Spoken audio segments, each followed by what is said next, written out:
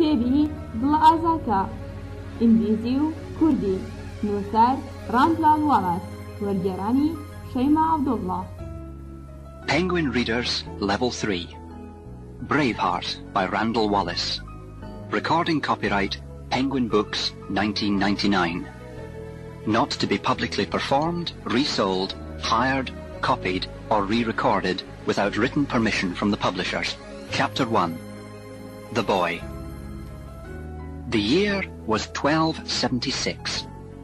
In a quiet, sunny Scottish valley, a group of Scottish nobles rode towards a farm.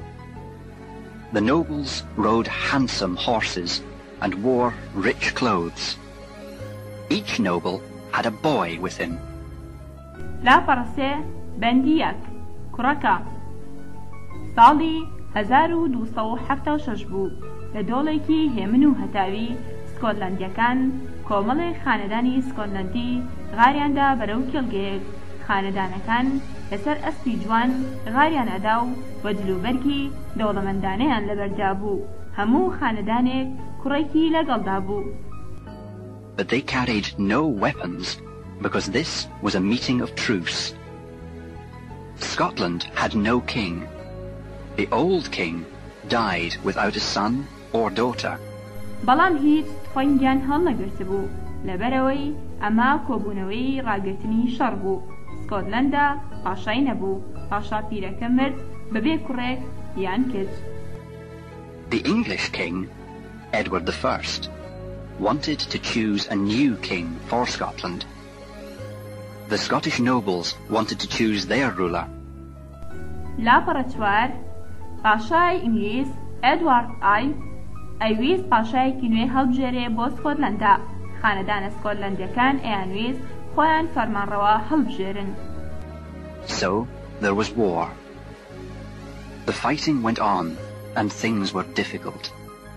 There was no food because the farmers were fighting for the nobles. Edward I, Longshanks they called him because he had long legs, called a truce. لەبەرەوەی جەنگ هەبوو شەڕەکە بەردەوام بوو. وەشتەکان سەخت بوون. هیچ خۆراک نەبوو لەبەرەوەی جوتیارەکان شەڕیان بۆ خانەدانەکانە کرد. ئەدوارد بە لۆنگشانکس بانگیانە کرد لەبەرەوەی قاچەکانی درێژ بوون. بانگەشەی ڕاگرتنی شەڕی کرد. The bravest nobles came, leaving their weapons behind. They came to the meeting place, a large farm building that belonged to a farmer called MacAndrews. They tied their horses outside and went in. لاپەڕە پێنج ئازاترین خانەدانەکان هاتن. تفەنگەکانیان لە پشتەوە بەجێهێشت. ئەوان هاتن بۆ شوێنی کۆبوونەوەکە.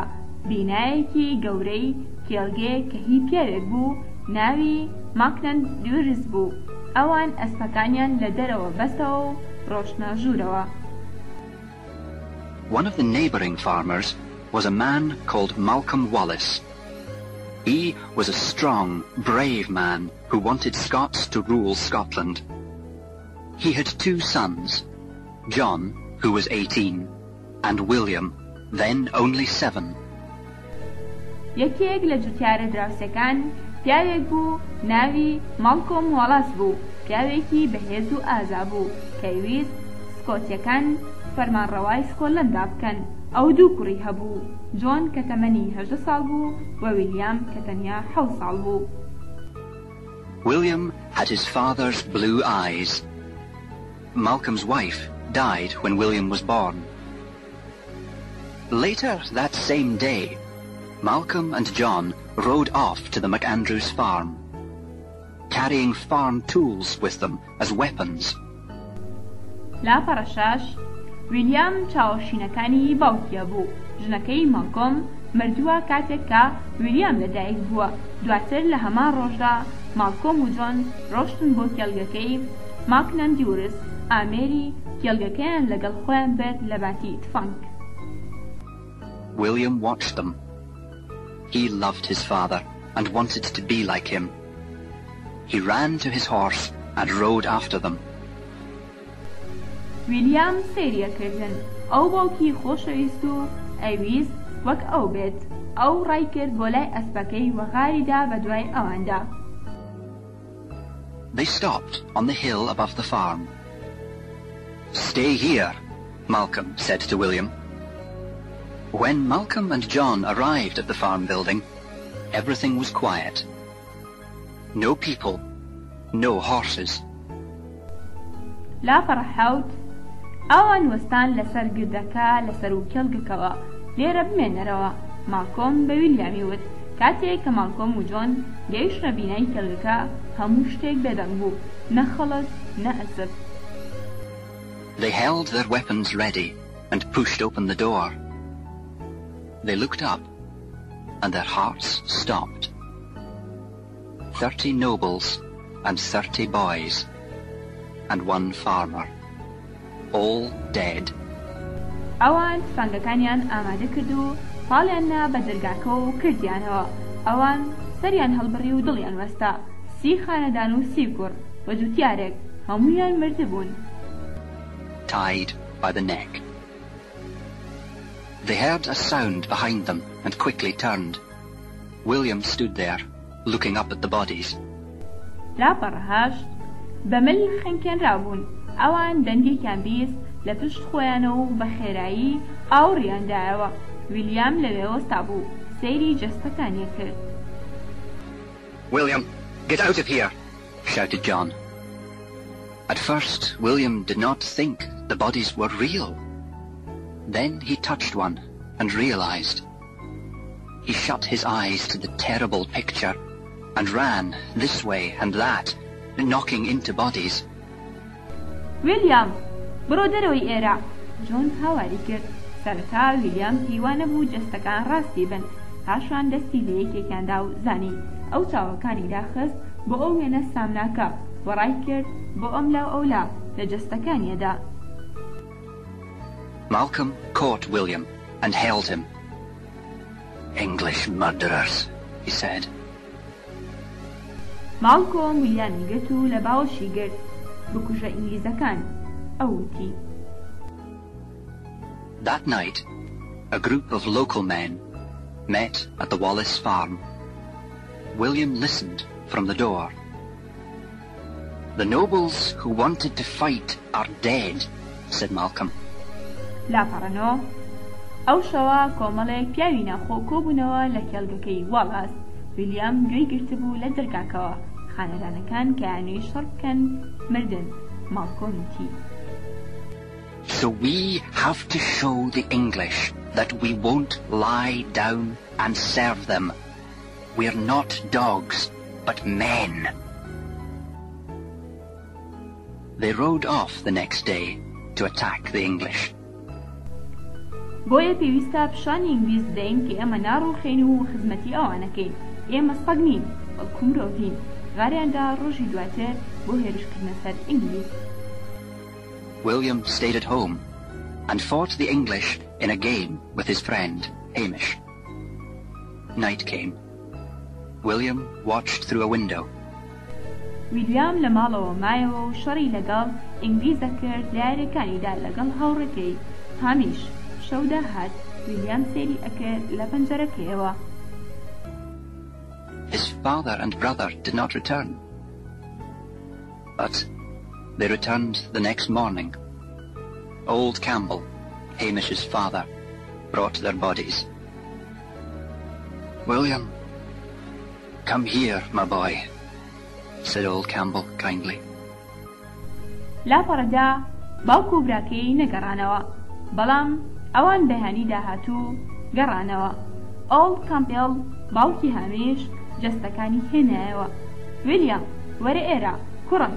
ئۆڵد کامپێڵ وتی بە میهرەبانی. William looked away and shut his eyes. He looked back, but the bodies of his father and brother were still there. ویلیام ڕووی وەرگێڕا و چاوەکانی داخست. ئەو سەیری پشتەوەیە کرد، بەڵام جەستەی باوکو و براکەی هێشتا لەوێ بوون. William stood at the graves, and the neighbours looked at the boy. What would happen to him now? A little girl of 5 with long red hair came towards him. لاپەڕ 11 ویلیام لەسەر گۆڕەکان وەستا بوو و دراوسەکان سەیری کوڕەکەیان کرد. چی لێ بەسەردێ و ئێستا کچێکی بچووکی تەمەن 5 ساڵ بە قژێکی سووری درێژەوە هات بۆ لای ئەو. She handed William a flower, the purple flower of Scotland. Their eyes met, and then the girl walked back to her mother. ئەو گوڵێکی دا بە ویلیام، گوڵی ئەرخەوانی سکۆتلەند. چاویان بەیەک کەوتووە پاشان کچەکە گەڕایەوە بۆ لای دایکی. A tall, dark man rode towards the crowd who stood near the graves. William looked at him. Uncle Argyle? William said. پیاوێکی باڵابەرزی ئەسمەر غاریەدا بەرەو قەرە باڵەخێکە و لە نزیک گۆڕەکان ڕاوەستا. ویلیام سێری ئەوی کرد. مامە ئارجیل، ویلیام وتی. That night, the boy and his uncle sat together at the table. Argyle had no wife or children, but he would take the boy home with him. Malcolm's sword lay on the table. William tried to lift it. لاپەڕە 12 ئەو شەوە کوڕەکە و مامی پێکەوە دانیشتن لەسەر مێزەکە. ئارجیل ژن و مناڵی نەبوو، بەڵام کوڕەکە ئەباتەوە بۆ ماڵەوە لەگەڵ خۆی. شمشێرەکەی ماڵکۆم دانراوە لەسەر مێزەکە. ویلیام هەوڵیدا بەرزی بکاتەوە. First learn to use this, Argyle said, pointing to William's head, and then I will teach you to use that. سەرەتا فێر بە ئەمە بەکاربێنی. ئارجیل وتی خستێ سەر سەری ویلیام و پاشان فێر دەکەم ئەمە بەکاربهێنی. William did not take much with him to Argyle's house, only his mother's wedding dress and his father's sword. When they left the empty farm, he looked back only once. ویلیام زۆری نەبێت چوو لەگەڵ مامی بۆ ماڵی ئارجل، تەنها عەزیب بکێنی دایکی و شمشێرەکەی باوکی. کاتێک کە کێڵگە بەتاڵەکەیان بەجێهێشت ئەو تەنها یەکجار ئەوڕی دایەوە. Chapter 2. The Rebel. Years later, a beautiful young French princess walked through the great rooms of a London castle. She came into a large room. Longshanks, tall and handsome, stood in front of his nobles. He saw Isabella.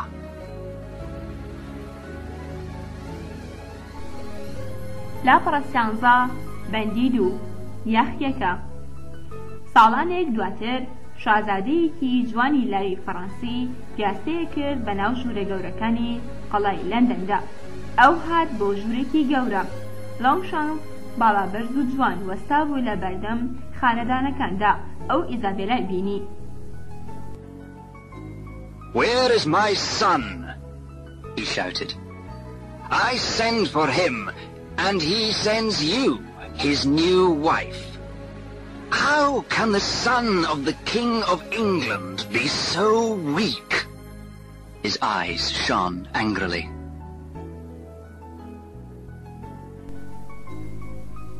لاپەڕە 14 لەکوێ کوڕەکەم؟ ئەو هاواری کرد. ناردم بە دوای ئەودا و ئەو تۆی نارد. ژنە نوێیەکە. تۆ نەکرێ کوڕی باشە ئینگلتەرا ئەوەندە لاواز بێت چاوەکانی ئەدرەوشانەوە لە تووڕەییدا. He turned back to his nobles. I want to rule France, but first I must rule Scotland. Nobles are the key to the Scottish door.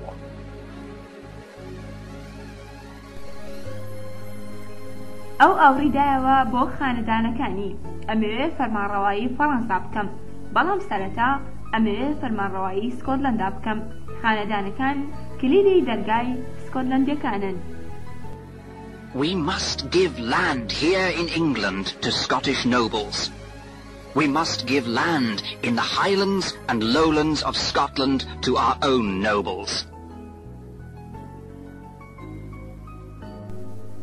لاپەڕە 15 ئەبێ لێرە لە ئینگلتەرا زەوی بدەین بە خانەدانە سکۆتلەندەکان وابێ لە بەرزایەکان و نزمایەکانی سکۆتلەندا زەوی بدەین بە خانەدانەکانی خۆمان. But our people do not want to live among the Scottish rebels, said one old noble. Then we shall make a better offer.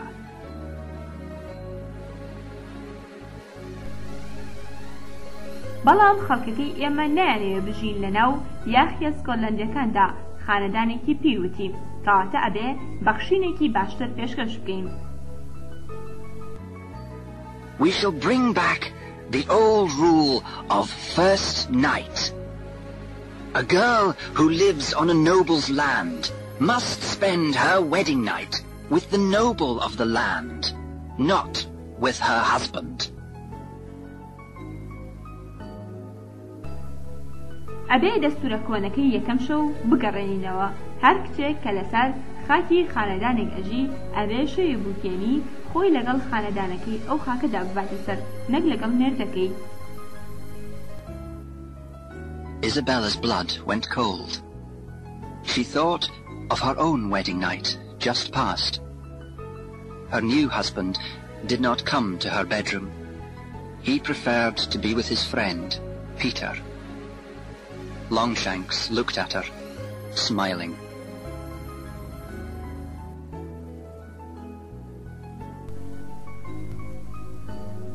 خوێنی ئیزابێلا سارد بووە. ئەو بیری لە شەوی بووکێنی خۆیە کردەوە کە تێپەڕیوە هاوسەرە نوێیەکەی نەهات بۆ ژوورە نووسنەکەی.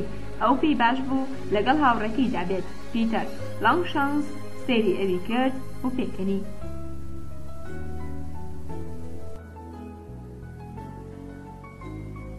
Soon after, many miles north of London, a group of horsemen rode up the hill to Edinburgh Castle.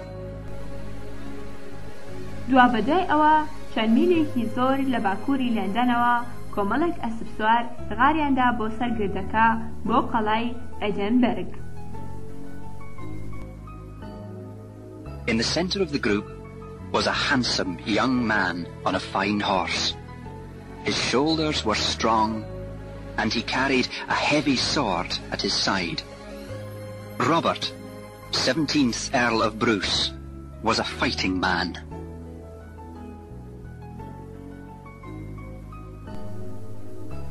لاپەڕە حەفا لە ناوەندی گروپەکەدا پیاوێکی جوانی لاو لەسەر ئەسپێکی چاک بوو. شانەکانی بەهێز بوون بە شمشێرێکی قورسی هەڵگرت بوو لەلا تەنیشتەوە.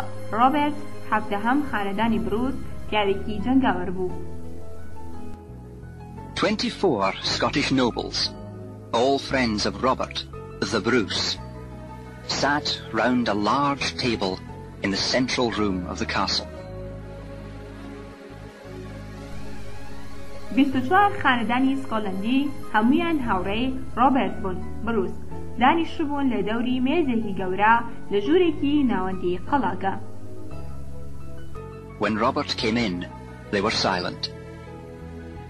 Robert the Bruce wanted to be king of Scotland, and these men were on his side. کاتێک کە ڕۆبێرت هاتە ژوورەوە ئەوان بێدەنگ بوون. ڕۆبێرت بروس ئەویست ببێت بە پاشای سکۆتلەندا بۆ ئەو پیاوانە لایەنگری ئەو بوون. Another Scottish family, the Balliols, also wanted to rule. They had many friends too, and there was war between the two families. لاپەڕەشدا بنەماڵەیەکی تری سکۆتلەندی بالیۆلەکان هەروەها ئەیانوێت فەرمانڕەوایی بکەن. ئەوانیش زۆر هاوڕێیان هەبوو و جەنگ بەرپا بوو لە نێوان دوو بنەماڵەکەدا. The Balliols and the Bruces were all brave men, but people could not trust them. They looked after themselves first, and Scotland second. بالیۆلەکان و بروسەکان هەمویان پیاوی ئازا بوون، بەڵام خەڵک نەیەتوانی متمانەیان پێ بکات. ئەوان چاودێری خۆیانە کرد یەکەم بۆ سکۆتلەنددا دووەم. Sometimes they fought with the English, and sometimes against them. Lord Mornay, a young noble and friend of Robert, spoke. هەندێک جار ئەجەنگان بۆ ئینگلیز و هەندێک جار لە دژیانەوەستان. لۆرد مۆرنەری خانەدانێکی لاو و هاوڕێی ڕۆبەرت قسەی کرد. The people want us to fight now. They're very angry about this new English rule of first night. We must wait, said Robert, until we are ready. لاپەڕە نۆزدە خەڵک ئەیانەوێ ئێمە ئێستا شەڕ بکەین. ئەوان زۆر تووڕن لەبارەی ئەم دەستوورە نوێی ئینگلیزەوە. یەکەم شەو ئەبێ چاوەڕێ بکەین. ڕۆبەرت وتی تا ئامادە بین. A day's journey from Edinburgh, there was a different world. Lanark was a village of rough streets and stone houses, a market for local farmers, a place for people to meet. گەشتی ڕۆژ لە ئیدنبرگ جیهانێکی جیاواز بوو. لانەراک گوندێک بوو لە شەقامی قرتاونەکرا و خانووی بەر، بازاڕێک بۆ جوتیارە ناوخۆکان، شوێنێک بۆ چاوپێکەوتنی خەڵک. Today was market day. There was music and dancing. There was good food to eat and beer to drink. English soldiers watched. لاپەڕە بیست ئەمڕۆ ڕۆژی بازار بوو. میوزیک و سەما هەبوو، خۆراکی باش هەبوو بۆ خواردن و بیرە هەبوو بۆ خواردنەوە. سەربازە ئینگلیزەکان سەیریانە کرد. Market days were good for the English rulers. When the people were enjoying themselves, they were not fighting. ڕۆژەکانی بازار خۆش بوو بۆ فەرمانڕەوا ئینگلیزەکان. کاتێک کە خەڵک ڕایانە بوارد بۆ خۆشی، شەڕیان نەئەکرد. They watched a young man ride into the village. His eyes were blue and his hair was light brown, shining yellow in the sun. سەیری پیاوێکی لاوێنە کرد. غاریدا بۆ ناو گوندەکە. چاوەکانی شین بوون و قژی قاوەیەکی کاڵ بوو و زەرد ئەزرەوشایەوە لەبەر هەتاودا. He wore a farmer's clothes, but he did not look like a farmer. With his straight back, strong body, and intelligent face, he looked dangerous. لاپەڕە بیست و یەک ئەوتری جوتیاری لەبەردا بوو، بەڵام لە جوتیار نەئەچوو. بە پشتە ڕاستەکەی، جەستە بەهێزەکەی و ڕوخسارە زیرەکەی مەترسیدار دیار بوو. Everyone noticed the new arrival. Old Campbell, his bright red hair now going grey, watched with his old rebel friend, MacLanach. The young man got off his horse and walked through the crowd. هەموو کەسێک تێبینی گەیشتووە نوێیەکەی کرد. ئۆڵد کامبل قژە سوورە گەشاوەکەی ئێستا سپی بووە. سەیری ئەکرد لەگەڵ هاوڕێ کۆنە یاخەکەی ماکلانەف. پیاوەلاوەکە هاتە خوارەوە لە ئەسپەکەی و ڕۆژ بۆ ناو قەرە باڵەخێکە. MacLanach, old Campbell said quietly. Could that be William Wallace? Murren MacLanach was also watching. ماکلانەف ئۆڵد کامبێڵ وتی بەهێمنی ئەکرێ ئەوە ویلیام واڵەس بێت. مۆڕۆن ماکلانەفیش هەروەها سەیریە کرد. She was now the most beautiful girl in the village, maybe in all of Scotland, with her long red hair. لاپەڕە بیست و دوو ئەو ئێستا جوانترین کچ بوو لە گوندەکە، لەوانەیە لە هەموو سکۆتلەندا بە قژە سوورە درێژەکەیەوە. She was standing in a group of girls. William saw her. Did he remember her? William started to speak to Murren, but just then his old friend Hamish walked up to him. ئەو وەستابوو لە ناو کۆمەڵەیە کچدا ویلیام ئەوی بینی. ئایا ئەوی لەبیرە؟ ویلیام دەستی کرد بە قسەکردن لەگەڵ مۆرۆندا، بەڵام هەر لەو کاتەدا هاوڕێکۆنەکەی هامیش هات بۆ لای ئەو. The two men smiled. Have you come back to your father's farm? Hamish asked. هەردوو پیاوەکە پێکەنین. ئایا تۆ گەڕاویتەوە بۆ کێڵگەکەی باوکت؟ هامیش پرسیاری کرد. Yes. Good to see you again, William said. He shook hands with his father's old friends. It began to rain. Everyone ran inside, but not William. He stood and watched the rain. لاپەڕە 23 بەڵێ خۆشحاڵم بەبینینت دووبارە. ویلیام وتی ئەو تۆقی کرد لەگەڵ هاوڕێکۆنەکەی باوکیدا. باران دەستی پێکرد. هەموو کەس ڕایکردە ژوورەوە، بەڵام نەک ویلیام. ئەو ڕاوەستا و سەیری بارانەکەی کرد. That night, William stood at the door of the farmhouse and remembered his years there with his father and brother. He looked across the valley at the McClanaugh house, friendly through the storm. Smoke from the kitchen fire climbing into the sky. ئەو شەوە ویلیام ڕاوەستا لە ناو دەرگای خانووی کێڵگەکەدا و بیری ساڵانی خۆی کەوتەوە لەوێ لەگەڵ باوک و براکەیدا. ئەو لە ناو دۆڵەکەدا سەیری ماڵی ماکلانەفی ئەکرد. ڕووخۆش لە ناو گەردەلوولدا دووکەڵ لە مەتبەخەکەیەوە ئاگر بەرز ئەبووە بۆ ئاسمان. The McClanaughs were surprised to hear a knock at the door so late. When McClanaugh opened the door, there, outside, in the rain, was William Wallace on his horse.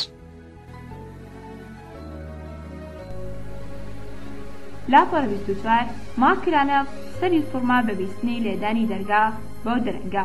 کاتێک ماکلانەف دەرگاکەی کردەوە، ویلیام واڵەس بوو لە دەرەوە لەبەر بارانەکەدا لەسەر ئەسپەکەی.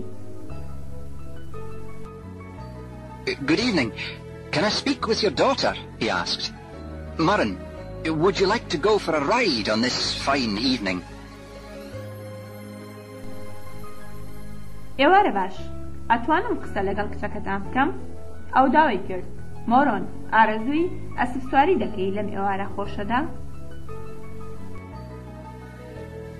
Before her parents could say no, Murren jumped up behind William and they disappeared through the trees.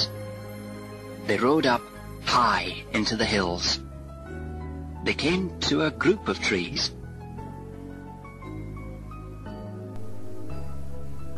پێش ئەوەی دایک و باوکی بتوانن بڵێن نەخێر، مۆرۆن بازی دایە پشت ویلیام و ئەوان ون بوون لە ناو درەختەکاندا.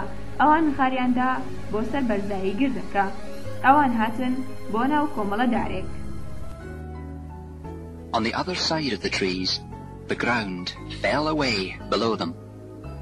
They were looking down on a beautiful lake. They stood together and said nothing. لاپەڕە 25 لەو سەری درەختەکان زەوی ون بوو لەژێر ئەوانەوە. ئەوان سەیری دەراچەیەکی جوانیانە کرد لە خوارەوە. ئەوان ڕاوەستا بوون پێکەوە و هیچیان نەوت. William took Murren home. Before he went, he put something in her hand. Then he jumped on his horse and rode away.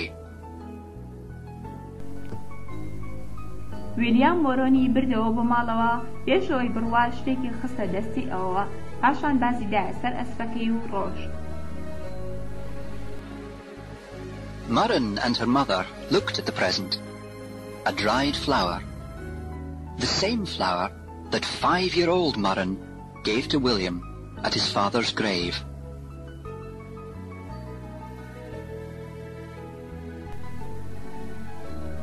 مۆرۆن و دایکی سەیری دیارەکەیان کرد. گوڵێکی وشک هەمانە گوڵەی کە مۆرۆنی تەمەن 5 ساڵ دای بە ویلیام لەسەر گۆڕی باوکی.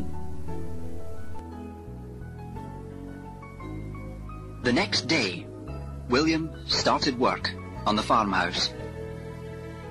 He climbed up on the roof to mend some holes where the rain came in. لاپۆرە 26 ڕۆژی دواتر ویلیام دەستی بەکارکردن کرد لەسەر خانووی کێڵگەکە. ئەو ڕۆشتە سەربانەکە بۆ گرتنی چەند کونێک کە بارانی لێ ئەهاتە ژوورەوە. McClanach rode up and asked William to come to a meeting, a secret meeting. They rode together deep into the hills. There they met with 20 men, all farmers. ماکلانەف ڕۆشت و داوای لە ویلیام کرد تا بێت بۆ چاوپێکەوتنێکی نهێنی. ئەوە ڕۆشتن پێکەوە بۆ ناو قوڵایی گردەکان. لەوێ چاویان بە 20 پیاو کەوت. هەموویان جوتیار بوون. We put ourselves in danger to bring you here, because you are the son of Malcolm Wallace. Do you understand? I do, William answered. He knew rebels when he saw them. لاپەڕە 27 ئێمە خۆمان خستە مەترسیەوە بەهێنانی تۆ بۆ ئێرە لەبەر ئەوەی تۆ کوڕی مالکۆم واڵەسی. تێگەی؟ تێگەڵ. ویلیام وەڵامی داوە. ئەو یاخیەکانی ئەناسی کاتێک کە بینینی. Every day the English send in more soldiers. When Malcolm Wallace was alive, we met here for every attack, Old Campbell explained. You have come back, and we ask ourselves, are we still men? Will you be one of us? هەموو ڕۆژێ ئینگلیزەکان سەربازی زیاتر ئەنێرنە ناوەوە کاتێک کە مالکۆم واڵاس زیندوو بوو لێرە یەکترمانە بینی بۆ هەموو هێرشێک. ئۆڵد کامبێڵ ڕوونی کردەوە. تۆ گەڕایتەوە و ئێمە پرسیارمان لە خۆمان کرد. ئایا ئێمە هێشتا مرۆڤین؟ ئایا تۆ ئەبی بە یەکێک لە ئێمە؟ I came home to be a farmer and to have a family, said William. He looked at old Campbell and Hamish and walked away to the horses. On the way home, he stopped and looked at the graves of his father and brother for a long time. لاپەڕە 28 هاتمەوە بۆ ماڵەوە تا بن بە جوتیار و تا خێزانم هەبێ. ویلیام وتی ئەو سەری ئۆم کامبڵ و هامیشی کرد و ڕۆژ بۆ لای ئەسپەکان. لەسەر ڕێگا بۆ ماڵەوە ئەو وەستا و سەیری گۆڕی باوکو و براکەی کرد بۆ ماوەیەکی زۆر. William did not see Murren for 2 weeks. Then there was a wedding in the village. Helen McClanach, a cousin of Murren, was marrying a local boy, Robbie. ویلیام مۆرۆنی دەبینی بۆ 2 هەفتە. پاشان بۆ گواستنەوەیەک هەبوو لە گوندەکە. هێلەن ماکلانەف ئامۆزای مۆرۆن هاوسەرگیری ئەکرد لەگەڵ کوڕێکی ناوخۆ، ڕۆبی. Everyone came. There was plenty of food, beautiful wild flowers and happy music. The new husband and wife and their families and friends came out of the church. لاپەڕە 29 هەموو کەس هاتبوون. خۆراکی زۆری لەبوو. گوڵی جوانی کێوی و میوزیکی دڵخۆش کرد. ژن و مێردە نوێیەکە و خێزانەکانیان و هاوڕێکانیان هاتنە دەرەوە لە کەنیسە. The wedding party began. Suddenly, there was the noise of horses. An English noble rode towards them at the head of a group of English soldiers. ئاهەنگی بووگواستنەوە دەستی پێکرد. دەناکاو دەنگی ئەسپەکان هات. خانەدانێکی ئینگلیز بەرەو ئەوان غاری ئەدا لە پێش کۆمەڵێ سەربازی ئینگلیزیەوە. The villagers went quiet. The nobleman, Lord Bottoms, was about 50, grey-haired and fat, with a red face. گوندنشینەکان بێدەنگ بوو. خانەدانەکە لۆرد بەتیمس نزیکەی 50 ساڵ بوو، قژی سپی و قەڵە و لەگەڵ دەموچاوێکی سوور. These lands belong to me, he said, and by the rule of first night, I am here to take this young woman to my bed on the night of her wedding. لا پەرسی ئەم زەویانە هی منن، ئەوتی، و بە دەستوری یەکەم شەو من لێرە تام ئافرەتە لاوە ببام بۆ ناو جێگەی نووسنەکەم لە شەی بووکێنیدا، کەس نەجوڵایەوە. No one moved. No, by God! Shouted Helen's father. The soldiers were ready for this. In a second, their swords were pointing down at Helen's father and Robbie. The men wanted to fight, but Helen held onto them tightly. نا بەخوا باوکی هێلن هاواری کرد. سەربازەکان ئامادە بوون بۆ ئەمە. لە چرکەیەکدا شمشێرەکانیان لەسەر باوکی هێلن و ڕۆبی بوو. پیاوەکان ویستیان شەڕ بکەن، بەڵام هێلن ئەوانی گرت بە توندی. I prefer to spend one night with this man than lose both of you forever, she said. Then one of the soldiers pulled her up onto his horse behind him, and the group rode away. لا پەرستیلیات پێم باشە یەک شەو لەگەڵ ئەم پیاوە بەسەر ببەم وەک لەوەی هەردووکتان لەدەست بدەم بۆ هەمیشە. ئەوتی پاشانێکی لە سەربازەکان ئەوی ڕایکێشایە سەر ئەسپەکەی لە پشت خۆیەوە کە کۆمەڵەکە دوورکەوتنەوە. William and Murren went again to the group of trees in the hills that night. They sat together above the lake and thought of Helen on her wedding night. ویلیام و مۆرۆن دیسان ڕۆشنەوە بۆ ناو کۆمەڵە درەختەکە لە ناو گردەکاندا ئەوشەوە. ئەوان پێکەوە دانیشتن لەسەر و دەریاچەکەوە و بیریان لە هێلێن ئەکردەوە لە شەوی بووکێنیدا. They talked about their love and their hopes. They kissed, long and hard. I want to marry you, said William, but no Englishman will take you on our wedding night. ئەوان قسەیانە کرد لەبارەی خۆشەویستەکەیان و هیواکانیانەوە، ماچی یەکتریانە کرد بە توندی و بە دوور و درێژی. ئەمەوێ هاوسەرگیری لەگەڵ تۆ بکەم. ویلیام وتی، بەڵام هیچ پیاوێکی ئینگلیز تۆ نابات لە شەوی هاوسەرگیریماندا. They married, secretly, in an old, empty church. Murren gave William a white handkerchief with the flower of Scotland on it. They spent their wedding night under the stars. ئەوان بەنهێنی هاوسەرگیریان کرد لە کەنیسەیەکی کۆن و بەتاڵدا. مۆرۆن دەستەسڕێکی سپیدا بە ویلیام لەگەڵ گوڕێکی سکۆتلەندی لەسەری. ئەوان شەوی هاوسەرگیریان لەژێر ئەستێرەکاندا بردەسەر. For the next 6 weeks, they met when they could, at night, and sometimes in the day.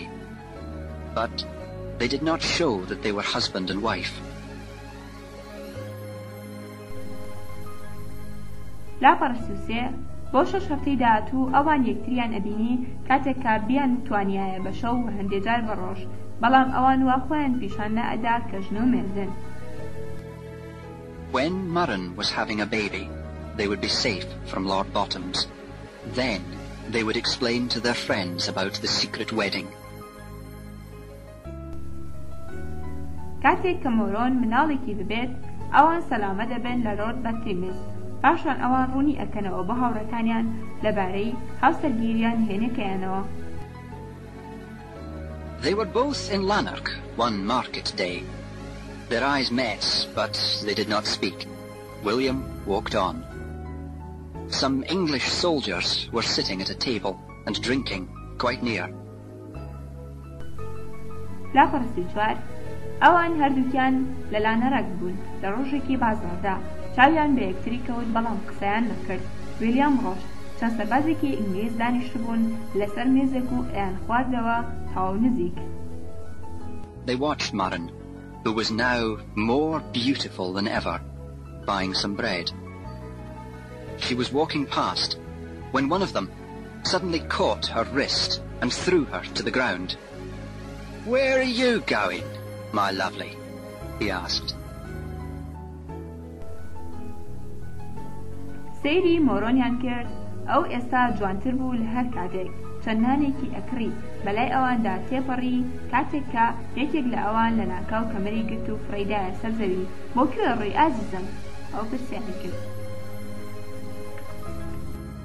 The other soldiers laughed. He fell on top of her and pulled at her clothes. Murren bit him hard and tried to get away. Suddenly, William was there, and he caught the soldier's arm from behind. لاپەڕسی و پێنج سەربازەکانی تر پێکەنین ئەو خۆیدا بەسەر ئەو داوجلەکانی ڕاکێشا. مۆرۆن ئەوی گەست بە توندی و هەوڵیدا دوور بکەوێتەوە لە ناکاو ویلیام لەوێ بوو و دەستی سەربازەکەی گرت لە پشتەوە. He threw him into his friends and turned the table over on top of them. One of the soldiers began to shout, "Rebels! Rebels!" Other soldiers came running. The villagers tried to stop them. ئەوی فرەدا بۆ هاوڕەکانی بۆ مێزەکەی هەڵگێڕایەوە بەسەر ئەندا. یەکێک لە سەربازەکان دەستی بە هەوار کرد. یاخیەکان! یاخیەکان! سەربازەکانی تر هاتن بەڕاکردن. گوندنشینەکان هەوڵاندا بیانوەستێنن. "Run, William, run!" they shouted. "Are you all right, Murren?" William asked. "Take the horse and go. I'll meet you at our group of trees." William fought off 2 more soldiers. He watched Murren escape. ڕاکە ویلیام، ڕاکە! ئەوان هاواریان کرد. تۆ باشی مۆرۆن؟ ویلیام پرسیاری کرد. ئەسپەکە ببۆ بڕۆ، ئەتبینمەوە لە ناو کۆمەڵە درەختەکانی خۆمان. ویلیام لەگەڵ 2 سەربازی تردا شەڕی کرد. ئەو سەیری مۆرۆنیە کرد هەڵات. Then he ran off through the crowd, in and out of the narrow streets. Soldiers were everywhere. Heselrig, head of the English soldiers, arrived too late. پاشان ئەو ڕای کرد بە ناو قەرەباڵغەکەدا لە ناو وە لە دەرەوەی شەقامەتەسکەکاندا. سەربازەکان لە هەموو شوێنێک هەبوون. هەسترێک سەرۆکی سەربازە ئینگلیزەکان گەیشت زۆر درەنگ. William escaped into the trees and disappeared. He thought Murren was free, but Murren did not escape.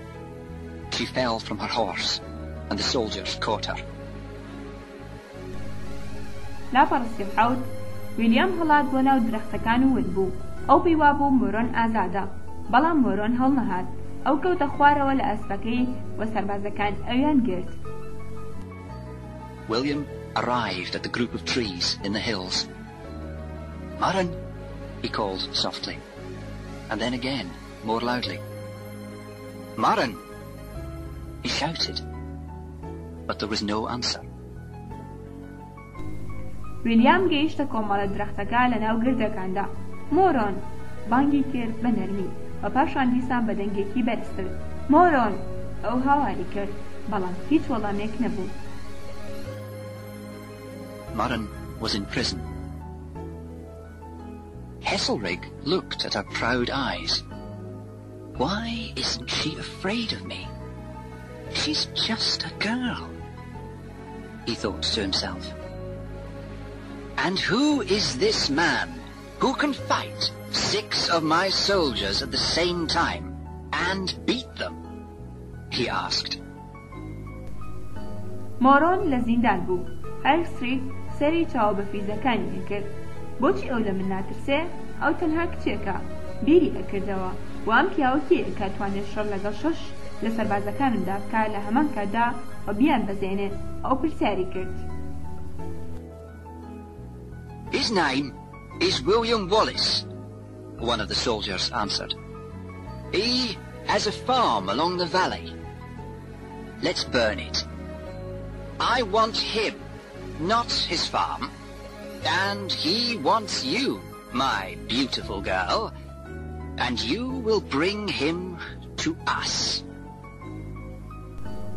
لاپەڕسی و هەشت ناوی ئەو ویلیام وەڵاسە. یەکێک لە سەربازەکان وەڵامی دایەوە. ئەو کێڵگەیەکیە لە ناو دۆڵەکاندا. با بیستوتێنین. ئەوم ئەوێ، نەک کێڵگەکەی. و ئەو تۆی ئەوێ کچە جوانەکەم. و تۆ ئەو ئەهێنێ بۆ ئێمە. Heselrig took Murren into the village square and tied her to a tree. The villagers came to watch. An attack on the king's soldiers is an attack on the king. هەسریلک مۆرۆنی برد بۆ گۆڕپانی گوندەکە و ئەوی بەستەوە بەدارێکەوە. گوندنشینەکان هاتن بۆ سێرکردن. هێرشکردنە سەر سەربازەکانی پاشا هێرشکردنە سەر پاشایە. And this is what happens, he shouted. He calmly walked up to Murren, took out his knife, and cut her throat. Blood ran from the cut, and she was dead. وأما ئەوەیە کە ڕووەدا ئەو هاواری کرد ئەو لەسەر خۆ ڕۆژ بۆ لای مۆرۆن و چەقۆکەی دەرهێنا و گەروی بڕی خوێن هاتە خوارەوە و ئەو مرد. William found his friends at old Campbell's farm. Have you seen Murren? He asked them. She got away. I saw her. I saw her. William searched their faces. لا پەرسیونۆ ویلیام هاوڕێکانی دۆزیەوە لە کەویەکەی ئۆڵد کامپێل. ئایا مۆرۆنتان بینیوە؟ ئەو پرسیاری کرد. ئەو دوورکەوتەوە. ئەوم بینی. ئەوم بینی. ویلیام سەیری ڕوخساری کردن. Old Campbell told William that Murren was dead. William could see that he was not lying. He went outside. The moon shone on the purple flowers among the grass. William's wild screams, angry and sad, cut through the black night. ئۆڵد کامبێل بە ویلیامی وت کە مۆرۆن مردووە. ویلیام ئەیتوانی ئەوە ببینێ کە ئەو درۆ ناکات. ئەو ڕۆشتە دەرەوە مانگ ئەدرەوشایەوە لەسەر گوڵە ئەرخەوانەکان لە ناو گیاکەدا. هاواری شێطانی ویلیام تووڕە غەمبار شەوی ڕەشیە بڕی. William Wallace jumped on the nearest horse and rode to his farm. He took his father's great sword from its hiding place. The rebels followed. لا پەڕەچێل ویلیام واڵاس بازی دایە سەر نزیکترین ئەسپ و غاریدا بەرەو کێڵگەکەی. ئەو شەمشێرە گەورەکەی باوکی هەڵگرت لەو شوێنە شاراوەی خۆی. یاخیەکان دوای کەوتن. All through the valley, people took up their weapons and ran behind him towards Lanark, where Heselrig and his men were waiting. Wallace rode on. هەمویان بەناو دۆڵەکەدا خەڵک تفەنگەکانیان هەڵگرت و ڕایانە کرد لە پشت ئەوەوە بەرەو لانەڕاک لەو شوێنەی کە هەر سرک و پیاوەکانی چاوەڕێیانە کرد. ویلیام غاریدا. He stopped in front of the line of soldiers just outside the village. He was not afraid. He was ready to kill. The battle was short. No one could stop Wallace and his angry followers. ئەو ڕاوەستا لە بەردەم ڕیزی سەربازەکانیدا لە دەرەوەی گوندەکە. ئەو ناترسا. ئەو ئامادە بوو بۆ کوشتن. شەڕەکە کورد بوو. کەس نەیتوانی وەڵاس و شوێنکەوتووە تووڕەکانی بوەستێنێت. English soldiers lay dead everywhere. Wallace found Heselrig and pulled him out by his hair to the square. His wild eyes looked at the face of Murren's murderer. لا پەڕەچلویەک سەربازە ئینگلیزەکان بە مردویی کەوتبوون لە هەموو شوێنێک. واڵاس هاکسێکی دۆزیەوە ڕاکێشایە دەرەوە بە قش بۆ گۆڕەپانەکە. چاوەشێتەکانی سێری ڕوخساری بکوژەکەی مۆرۆنێک. He took his sword and cut Heselrig's throat in one movement. The people were shouting, "Wallace! Wallace!" But he did not hear them. ئەو شمشێرەکەی دەرهێنا و گەروی هەکسێکی بڕی لە یەک جوڵەدا. خەڵک هاواریانە کرد واڵاس واڵاس، بەڵام ئەو گوێ لە دەنگی ئەوان نەبوو. He looked at Murren's blood on the ground. He looked at the blood of the Englishman on his sword. He knew he would fight as a rebel from this day until he died. سەیری خوێنی مۆرۆنیە کرد لەسەر زەویەکە. سەیری خوێنی پیاوە ئینگلیزەکانێ کرد لەسەر شمشێرەکەی. ئەو زانی کە وەک یاخێک شەڕەکان لەمڕەوە هەتا مردن. Lord Bottoms sat on his horse outside his castle. He was getting his men ready to find the rebels and to kill William Wallace, as an example to the people of Scotland. لاپەڕەچلودوو لۆرد بەتمێز لەسەر ئەسپەکەی دانیشتبوو لە دەرەوەی قەڵاکە. ئەو پیاوەکانی ئامادە کرد بۆ دۆزینەوەی یاخەکان و گۆشتنی ویلیام واڵاس وەک نمونەیەک بۆ خەڵکی سکۆتلەندە. He gave a soldier a letter to take to the Lord Governor at Stirling Castle. But the soldier did not get past the castle walls. Wallace and his men were waiting outside. ئەو نامێکیدا بە سەربازێک تابیبات بۆ لۆرد گۆڤەرنۆر لە قەڵای سترینگ، بەڵام سەربازەکە تێنەپەڕی لە دیوارەکانی قەڵاکە. واڵاس و پیاوەکانی لە دەرەوە چاوەڕێیانە کرد. Suddenly, there were Scots everywhere. Bottoms tried to shout orders. The rebels pulled him from his fine horse. Wallace tied his hands and threw him onto an old and tired horse. لە ناکاو سکۆتیەکان لە هەموو شوێنێک بوون. بەتمس هەوڵیدا فەرمان بکات یاخەکان ئەویان ڕاکێشایە خوارەوە لە ئەسپا چاکەکەی. واڵاس دەستەکانی بەستەوە و فڕێدایە سەر ئەسپێکی پیرۆماند و Go back to England. Tell them that Wallace is a free man of Scotland. Our sons and daughters belong to us, not to the King of England. Tell them Scotland is free. بگەڕێەوە بۆ ئینگلتەرا، پێیان بڵێ کە واڵاس پیاوێکی ئازادی سکۆتلەندیە، کوڕکچەکانمان بۆ خۆمانن نەک بۆ پاشای ئینگلتەرا. پێیان بڵێ سکۆتلەندا ئازادە. They put Murren in the ground the next day. They cut a flower of Scotland into the stone by her grave. William put the white handkerchief next to his broken heart. ئەوان مۆرۆنیان خستە ژێر زەوی. ڕۆژی دواتر گوڵێکی سکۆتلەندیان لێکردەوە بۆ سەرکێلی گۆڕەکە. ویلیام دەستە سڕاستیەکەی دانا لە تەنیشت دڵەشکاوەکەی خۆیەوە. Far off in London, Princess Isabella sat in the castle with her friend, Nicolette. She watched Prince Edward playing ball games with his friends in the garden. Nicolette told her news of Scotland and the story of William and Murren. لاپەڕەچلوچوار شازادە ئیزابێلا دانیشتبوو لە قەڵاکەدا لەگەڵ هاوڕێکەی نیکۆلەت. ئەو سێری شازادە ئێدواردیە کرد یاری تۆپی ئەکرد لەگەڵ هاوڕەکانیدا لە باخچەکە. نیکۆلەت هەواڵی سکۆتلەندا و چیرۆکەکەی ویلیام و مۆرۆنی بۆ ئەو گێڕایەوە. This was the kind of man Isabella would like for a husband. At that moment, Longshanks arrived. You play games here, boy? He shouted at his son. The rebels are attacking our soldiers in Scotland. They have sent Lord Bottoms back to England. ئەمە ئەو جۆرە پیاوە بوو کە ئیزابێلا حەزی لێی بوو بۆ هاوسەر. لەو کاتەدا لۆنگشانکس گەیشت. تۆ یاریەکەی لێرە کوڕە. ئەو هاواری کرد بەسەر کوڕەکەیدا. یاخەکان هێرشەکەنە سەر سەربازەکانمان لە سکۆتلەندا. ئەوان لۆرد بەتیمیستان ناردۆتەوە بۆ ئینگلتەرا. He knocked Edward to the ground. I'm going to France now. I'm leaving Scotland to you. Do you understand?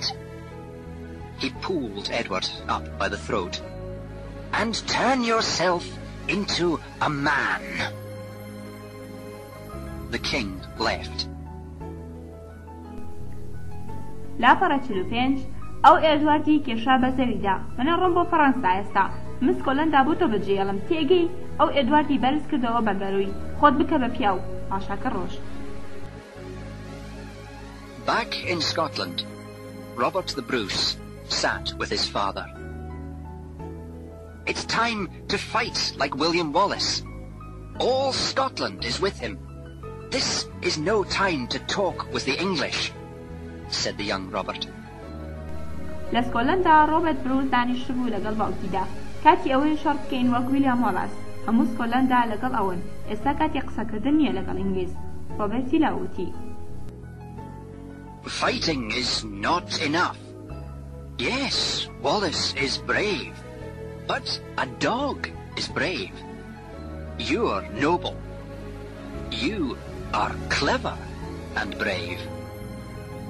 We'll go with these rebels on our lands in Scotland, but we'll stand against them on our lands in the south. Longshanks will do anything to rule Scotland. We will too. لاپەڕە 46 شەڕکردن بەس نییە بەڵێ ویلیام ئازایە بەڵام سەگیشت ئازایە تۆ خانەدانی تۆ زیرەک و ئازایی ئێمە لەگەڵ ئەم یاخیانە ئەڕۆین لەسەر زەویەکانی خۆمان بەڵام لە دژیانەوەستین لەسەر زەویەکانی خۆمان لە باشوور لۆنگشانکس هەموو شتێک ئەکات بۆ فەرمانڕەواییکردنی سکۆلەندا ئێمەش هەروەها.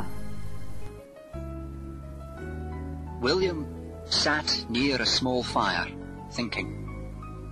The ground was wet from days of rain, but with the trees above their heads, they were dry enough.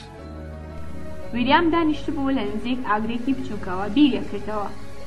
زەویەکە تەڕ بوو بەهۆی ڕۆژەکانی بارانەوە، بەڵام بەهۆی درەختەکانەوە لە سەروسەریانەوە ئەوان تاووشک بوون. Hamish looked into the dark forest round them, his eyes searching for movement. Old Campbell was mending weapons. Guards were standing further away. لاپەڕە 47 هامیش سەیری ناو دارستانە تاریکەکەی دەوروبەری خۆیانیە کرد چاوەکانی بۆ جوڵەیەکە گەڕا ئۆڵد کامبێل تفەنگەکانی چاک کردەوە پاسەوانەکان لە دوورەوە وەستا بوون. What do we do when Longshanks sends all of his northern army against us? William asked. That's a good question, answered old Campbell. They have many horses and new weapons. We have only swords and weapons that we make on our farms. ئێمە چی بکەین کاتێک کە لۆنگشانکس هەموو سوپا باکووریەکان ئەنێرێنە دژی ئێمە؟ ویلیام پرسیاری کرد. ئەو پرسیارێکی باشە. ئۆڵد کامبێل وەڵامی دایەوە. ئەوان ئەسپی زۆر و تفەنگی نوێیان هەیە، بەڵام ئێمە تەنها شمشێر و تفەنگمان هەیە کە خۆمان دروستمان کردووە لەسەر کێڵگەکانمان. They'll ride right over us, said Hamish. So we fight the Highland way, said old Campbell. Attack and run into the hills. Burn everything on the way. لاپەڕە 48 ئەوان دێنە سەر ئێمە هامیش وتی کەواتە شەڕەکەین لە ڕێگای بەرزایەکانەوە. ئۆڵد کامبێل وتی هێرشەکەین و ڕائەکەینە ناو گرتەکان هەموو شتێک ئەسووتێنین لەسەر ڕێگاکە. Then it is our own land and villages that we burn. But could we beat Longshanks's army? William looked up at the trees and thought, I want the men to make 100 spears. Each spear will be twice as tall as a man. پاشان ئەوەی زەوی و گوندەکانی خۆمانن کە یان سووتێنین بەڵام ئایا ئەتوانین سوپای لۆنگشانکس ببەزێنین؟ ویلیام سەیری درەختەکانی کرد و بیری کردەوە ئەمەوێت پیاوەکان 100 ڕەم دروست بکەن هەر ڕەمێک 2 ئەوەندەی باڵای مرۆڤێک ببێت. Before Hamish could ask William any more questions, the guards brought in some new rebels. Men came from all over Scotland every day to fight with William Wallace.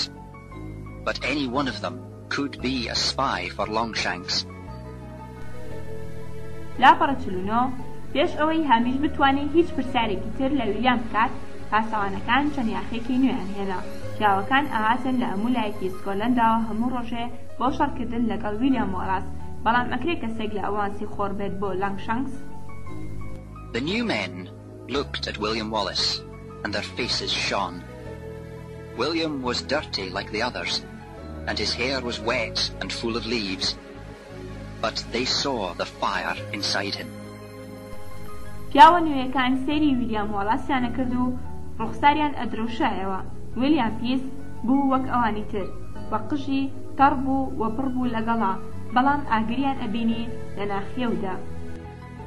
it was that fire that they wanted to follow. Among the new rebels was a handsome young man from Ireland called Stephen. William spoke to them all. لا فرەپەنجا ئەوە ئەو ئاگرە بوو کە ئەوان یانویست دوایکەون لە نێوان یاخەنوێیەکاندا پیاوێکی جوانی لاوی تێدا بوو لە ئێرلەنداوە ناوی ستیڤن بوو. ویلیام قسەی بۆ هەمووان کرد. Show us that you can live without food and sleep, and then you can fight for us. پیشانە بدەن کە ئێوە ئەتوانن بژین بەبێ خۆراک و خەوتن و پاشان ئەتوانن شەڕ بۆ ئێمە بکەن. 100 English horsemen rode in straight lines across open country. Lord Dolecroft rode in front. They were looking for William Wallace and his rebels. Sometimes they came very close. سەد ئەسپ سواری ئینگلیز غاریانەدا بە هێڵێکی ڕاست بەناو گوندەکراوەکاندا. لۆرد دۆلیکرۆفت لە پێشەوە غاریەدا. ئەوان ئەگەڕان بۆ ویلیام وۆڵەس و یاخەکانی هەندێک جار زۆر نزیک ئەبوونەوە. They found fires still smoking, but they never saw them. Until one day, when they saw Hamish and a group of rebels near some trees. The Scots saw the horsemen and ran like frightened animals. لا پەڕەپەنجایەک ئاگریان ئەدۆزیەوە کە هێشتا دوو کەڵێ کرد بەڵام هەرگیز ئەوانیان نەبینی هەتا ڕۆژێک کاتێک کە هەمیش و کۆمەڵە یاخیەکەی بینی نزیک چەند درەختێک سکۆتیەکان ئەسپ سوارەکانیان بینی و ڕایان کرد وەک ئاژەڵێکی ترساو. After them! Dolecroft shouted and kicked his horse. They followed Hamish and his hungry and tired men across an open field with low hills all round. دوای ئەوان دۆڵکرافت هاواری کرد لە ئەسپەکیدا. ئەوان دوای هەمیش و پیاوە برسی و ماندووەکان کەوتن بەناو کێڵگەیەکی کراوەدا لەگەڵ گردی نزم لە دەوروبەری. Now we have them! Shouted Dolecroft. He rode into the field, but the ground was very wet and the horses' legs disappeared up to their knees. ئێستا ئەوانمان دەستکەوت. دۆڵکرافت هاواری کرد. ئەوان خاریاندا بۆ ناو کێڵگەکە بەڵام زەویەکە زۆر تەڕ بوو و قاچی ئەسپەکان تا ئاژنۆیانون بوو. Suddenly, there were Scots everywhere, waving swords above their heads. William Wallace gave the order to attack. Every Englishman died. لا پەڕەپەنجاودوو لەناکاو سکۆتیەکان لە هەموو شوێنێک بوون. شمشێرەکانیان ڕاوەشان لەسەر سەریانەوە. ویلیام وۆڵاس فەرمانی کرد بۆ هێرشکردن. هەموو پیاوە ئینگلیزەکان مردن. The news of Wallace's win over the English travelled quickly. The rebels hid in an empty farm building. The farmer was friendly and gave them food and clothes. هەواڵی بردنەوەی واڵاس لە ئینگلیز گەیشت بە خێرایی. یاخەکان خۆیان شاردەوە لە بینایەکی بەتاڵی کێڵگەیەک. جوتیارەکان ڕووخۆش بوون بە خۆراک و جلوبەرگیان تێدان. William slept while old Campbell and Stephen talked about battles and how to win them. Hamish came in. ویلیام خەوت بوو لە کاتێکدا کە ئۆڵد کامبێڵ و ستیڤن قسەیانە کرد لەبارەی شەڕەوە و چۆن بیبەنەوە. هامیش هاتە ژوورەوە. News has arrived, he called softly. William woke up. The English are sending a great army to Stirling Castle. Some say there are 10,000, some say 20, and the Scots are coming down from the Highlands. Hundreds of them. لا پەڕەپەنجاوسێ هەواڵەکە گەیشتووە. ئەو هاواری کرد بە نەرمی. ویلیام لە خەو هەستا. ئینگلیزەکان سوپایەکی گەورە ئەنێرن بۆ قەڵای سترینگ. هەندێک ئەڵێن 10,000، هەندێک ئەڵێن 20، وەسکۆتیەکان ئەڵێن 10,000، هەندێک ئەڵێن 20، وەسکۆتیەکان دێنە خوارەوە لە بەرزایەکان بەسەدان لە ئەوان. Stirling Castle stood high on a hill above open country. A river cut through the field in front of it. A wooden bridge crossed the river in front of the castle. قەڵای سترینگ بەرز وەستا بوو لەسەر گردێک لە سەر و کێڵگەیەکی کراوەوە. ڕووبارێک کێڵگەیەکی ئەبری لە بەردەمیدا. بردێکی دارین بە ڕووبارەکەدا تێئەپەڕی لە بەردەم قەڵاکەدا. On the 17th of June, 1297, a group of Scottish nobles stood on a smaller hill, looking down onto the field, ready for battle. لا پەڕەپەنجاوچوار لە حەوتەی حوزەیرانی 1297 کۆمەڵێک خانەدانی سکۆتی وەستا بوون لە سەرگردێکی بچووک سەیری کێڵگەکەیان کرد لە خوارەوە ئامادە بوون بۆ شەڕ. Robert the Bruce was in prison, so Lord Mornay took his place at the head of the Scottish army. From the other side of the bridge, they watched the great English army moving. Robert Bruce لە زیندان بوو لەبەرەوەی لۆرد مۆرنەی شوێن ئەوی گرتەوە وەک سەرکردەی سوپای سکۆتیەکان لەو سەری پردەکە ئەوان سێری سوپای گەورەی ئینگلیزیان کرد ئەجوڵان. It looks like 20,000, shouted Lachlan, another noble. But our spies say it is 10,000. لە 20,000 چەند هاواری کرد لۆتلان خانەدانێکی تر بەڵام سیخۆڕەکانی ئێمە ئەڵێن 10,000. And we have only 2,000, said Mornay. The nobles did not think there would be a battle. They were ready to make a truce with the English. لا پەڕەپەنجاوپێنج و ئێمە تەنها 2,000مان هەیە. مۆرنەی وتی خانەدانەکان پیانوانە بوو جەنگ هەڵگرسێ ئەوان ئامادە بوون بۆ ڕاگرتنی شەڕ لەگەڵ ئینگلیز. The English army stood in front of the castle walls and along the river. They were in straight lines. Foot soldiers with swords at the front, horsemen with spears at the back. Their weapons were new and shining. The Scots had leather shirts and farm tools. سوپای ئینگلیز وەستا بوو لە بەردەم دیوارەکانی قەڵاکەدا بە درێژایی ڕووبارەکە. ئەوان لە هێڵێکی ڕاستدا بوون. سەربازی پێ واتە ئەو سەربازانەی کە بە پێ ڕۆن بۆ شەڕ بە شمشێرەوە لە پێشیانەوە ئەسپسوارەکان بەڕمەوە لە پشتیانەوە چەکەکانیان نوێ بوو و ئەدرەوشایەوە سکۆتیەکان کراسی چەرم و ئامێری کێڵگەیان پێبوو. So many, said one young soldier, looking over the river. If the nobles make a truce, they'll send us home, replied an old soldier standing next to him. If not, we'll attack. لا پەڕەپەنجاوشەش زۆر سەربازێکی لاوتی سەیری ڕووبارەکەی کرد. ئەگەر خانەدانەکان شەڕاگرن ئەوە ئێمە ئەنێرنەوە بۆ ماڵەوە. سەربازێکی پیر کە لە تەنیشتی ئەوە وەستا بوو وەڵامی دایەوە ئەگەرنا هێرشەکەین. They'll stay on their hill and we'll die. They'll ride home and call themselves brave. I don't want to fight so that they can have more land. ئەوان لەسەر گردەکانیان ئەمێنەوە و ئێمە ئەمرین. ئەوان ئەڕۆنەوە بۆ ماڵەوە بەخۆیان نەڵێن ئازا نامێن شەڕ بکەن بۆەوەی ئەوان زەوی زیاتریان دەست بکەوێت. Neither die, said the old one, and he turned and walked away from the battle towards home. Others followed, first one by one, and then in groups. Lachlan shouted at them to stop, but they did not listen. لا پەڕەپەنجاوحەوت منیش لەگەڵ تۆم پیرەکەوتی و ئەو ڕێوەرگێڕا و دوورکەوتەوە لە جەنگەکە بەرەو ماڵەوە. ئەوان تر دوای کەوتن سەرەتا یەک بەیەک دواتر بە کۆمەڵ لۆتلان هاواری کرد بەسەریاندا تا بوەستن بەڵام ئەوان گوێیان نەگرت. Why do they have to die for us? said Mornay. But suddenly they did stop.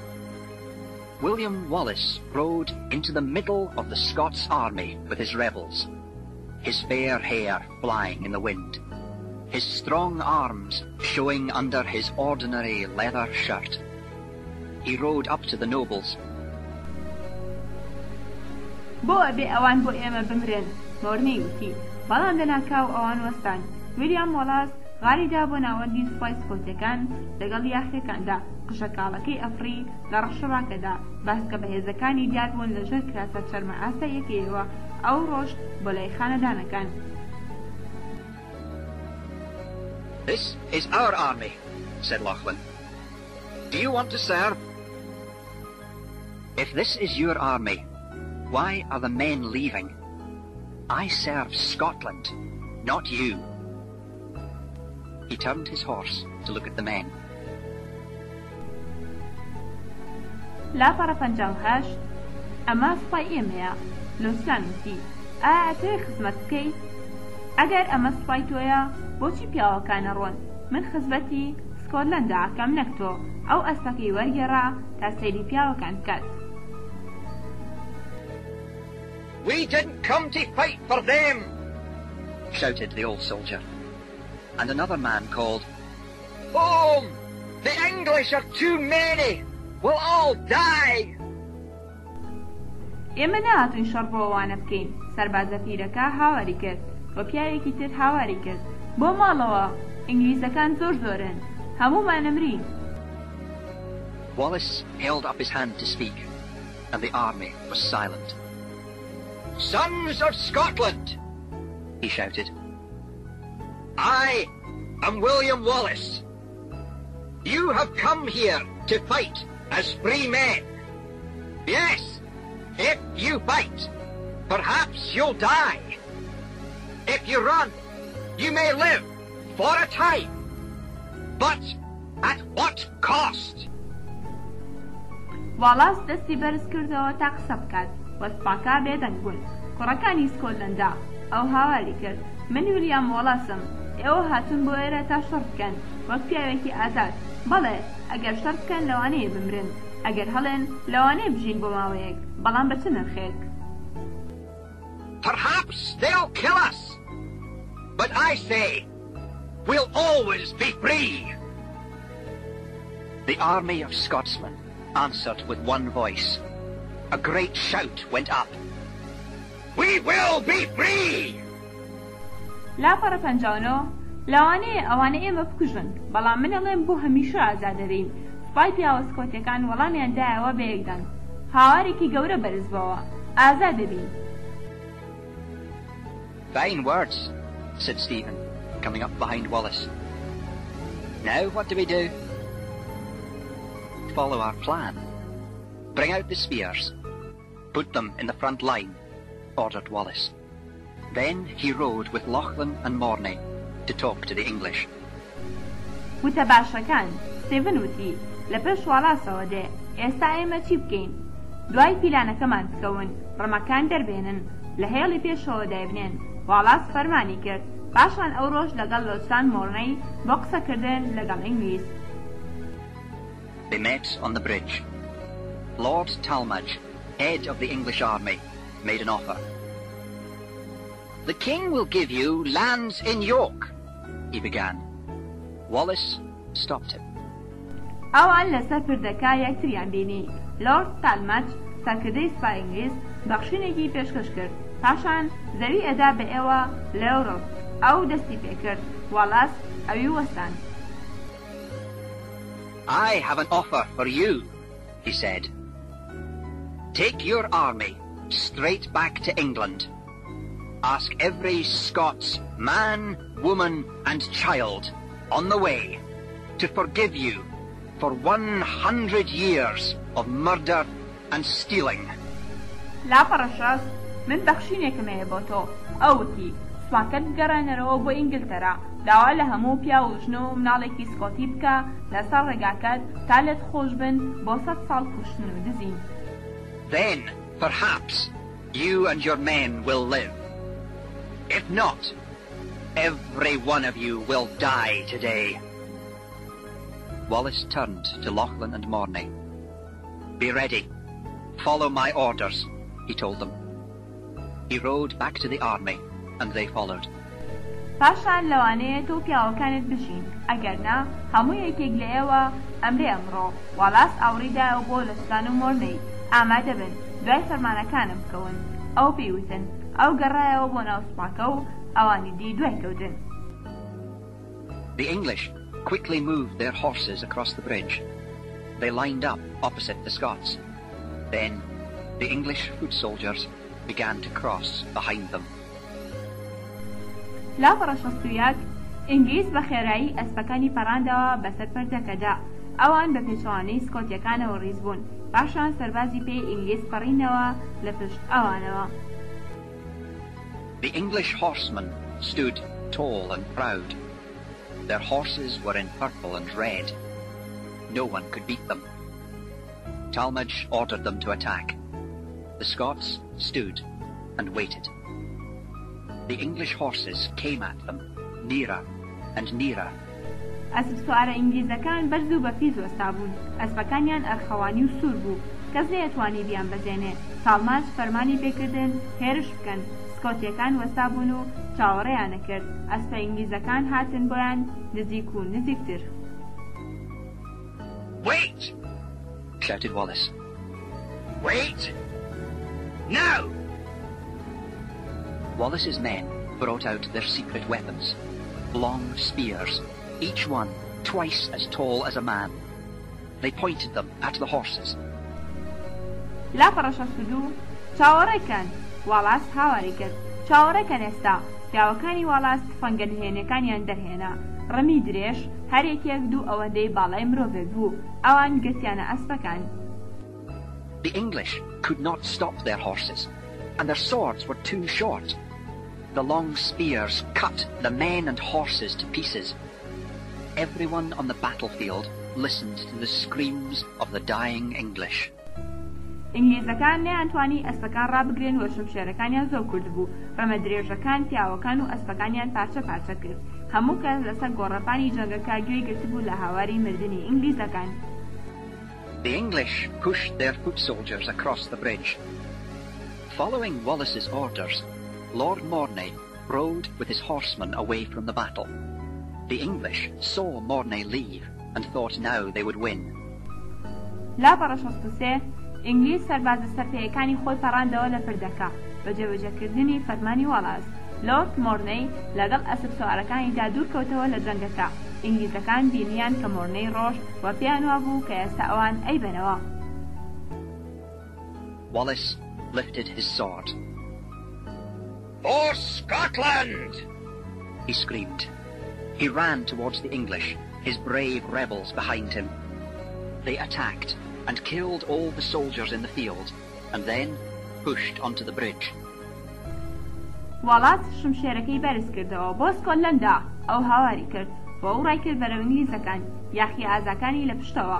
ئەوان هێرشیان کرد و هەموو سەربازەکانیان کوشت لە ناو کێڵگەکەدا و پاشان ڕۆشتە سەر پردەکە.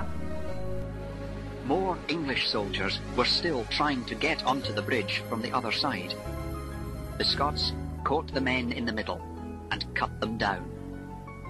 The water below the bridge was red with blood. لا پڕەشەستوچوار زۆری سەربازی تری ئینگلیز هێشتا هەوڵیانەدا بڕۆنە سەر پردەکە لە لایەکی ترەوە. سکۆتیەکان پیاوەکانیان لە ناوەندا گرت و سەریان پەڕاندن. ئاوەکە لەژێر پردەکەوە سوور بوو لە خوێندا. The English began to realize that they could not win. Some stayed and fought bravely, but others turned and ran. Among them, Lord Talmadge. ئینگلیزەکان هەستیان بەوە کرد کە ناتوان بیبەنەوە. هەندێکیان مانەوە و ئازایانە شەڕیان کرد، بەڵام ئەوان تر ڕوویان وەرگێڕا و ڕایان کرد. لۆرد تالماجیش لەناو ئەواندا. Just at that moment, Mornay and his men attacked the English from the side. The river was easy to cross on horseback behind the trees to the east. The English ran, trying to escape the Scottish swords. لا پەڕەشەستوپێنج هەر لەو ساتەدا مۆرنەی و پیاوەکانی هێرشیان کردە سەر ئینگلیز لەلاوە. پەڕینەوە بە ئاوەکەدا ئاسان بوو لەسەر پشتی ئەسپ لە پشت درەختەکانەوە بەرەو ڕۆژ هەڵات. ئینگلیزەکان ڕایان کرد هەوڵیانەدا هەڵێن لە شمشێرە سکۆتیەکان. The terrible battle of Stirling was finished. The Scots lifted Wallace up onto their shoulders. The nobles and ordinary Scotsmen shouted with one voice, "Wallace! Wallace! Wallace!" جەنگی سامناک سرنگ کۆتایی هات. سکۆتەکان واڵاسیان بەرز کردەوە بۆسەر شانەکانیان. خانەدانەکان و پیاوە سکۆتەکان ئاساییەکان بە یەک دەنگ هاواریانە کرد. واڵاس! واڵاس! واڵاس! On a field in northern France, the English king was angry. His army was fighting a long, slow war against the French. Why aren't we already in Paris? We'll have to spend the winter here now. لا پەڕەشەستوشەش لەسەر کێڵگەیەک لە باکووری فەڕەنسا پاشای ئینگلیز تووڕە بوو. سڵاکەی ئەوە جەنگان، جەنگێکی دوور و درێژ و هێواش دژی فەڕەنسا. بۆچی ئێمە پێشتر لە پاریس نەبووین؟ ئێمە پێویستە زستان لێرە بەسەر بین ئێستا. We cannot, answered General Peters bravely. half the men will die of cold and hunger. We'll bring our army from Scotland here in the spring, said Longshanks. But just then a rider arrived. He was tired and dirty. ناتوانین. جەنەڕاڵ پیتەر ئازایانە وەڵامی دایەوە. نیوەی پیاوەکان ئەمرن لە سەرما و لە برسا. ئێمە سوپاکی خۆمان لە سکۆتلەندا ئاهێنینەوە بۆ ئێرە بەهار. لۆنگشانکس وتی، بەڵام هەر لەو کاتەدا ئەسپسوارە گەیشت ئەو ماندوو چڵکن بوو. He handed the king a letter. Longshanks read the letter. Suddenly, his face looked old and grey. We have no army in Scotland, he said quietly. ئەو نامەیەکی دا بە پاشا. لۆنگشانکس نامەکەی خوێندەوە لە ناکاو ڕوخساری پیر و سپی هەڵگەڕا. ئێمە سوپامان نییە لە سکۆتلەندا. ئەو وتی بەهێمنی. Chapter 3 First Lord of Scotland. After the Battle of Stirling, William Wallace was famous all over Scotland. He rode into Edinburgh and up to the castle, his friends at his side. The people looked at him with wide eyes like children. لا پەڕەشەست و حەوت بەندی سێ یەکەم لۆردی سکۆتلەندا. دوای جەنگی سرنگ ویلیام واڵس بەناوبانگ بوو لە هەموو سکۆتلەندا. ئەو ڕۆژ بۆ ئێدنبرە و سەرکەوت بۆ قەڵاکە. هاوڕەکانی لەگەڵیدا بوون. خەڵک سەیری ئەویانە کرد بە چاوێکی بێتاوانەوە وەکو مناڵ.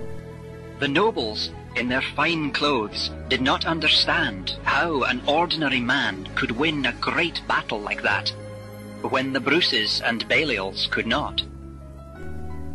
خانەدانەکان بە جلو بەرگە پۆشتەکانیانەوە نەیانەتوانی لەوە تێبگەن کە چۆن پیاوێکی ئاسایی توانی جەنگێکی وا گەورە بباتەوە لە کاتێکدا کە بروسکەکان و بالیلۆکان نەیانەتوانی. Robert the Bruce was now out of prison, and he stood among the other nobles as William walked into the castle.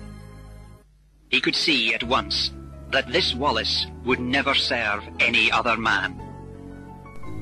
لا پەڕەشەست و هەشت ڕۆبەرت بروس ئێستا لە دەرەوەی زیندان بوو و لە ناو خانەدانەکانی تردا وەستا بوو لە کاتێکدا کە ویلیام ڕۆشتە ناو قەڵاکە ئەوەی توانی ئەو ببینێ دەست بەجێ کە ئەو واڵاس چیتر خزمەتی هیچ مرۆڤێکی تر ناکات.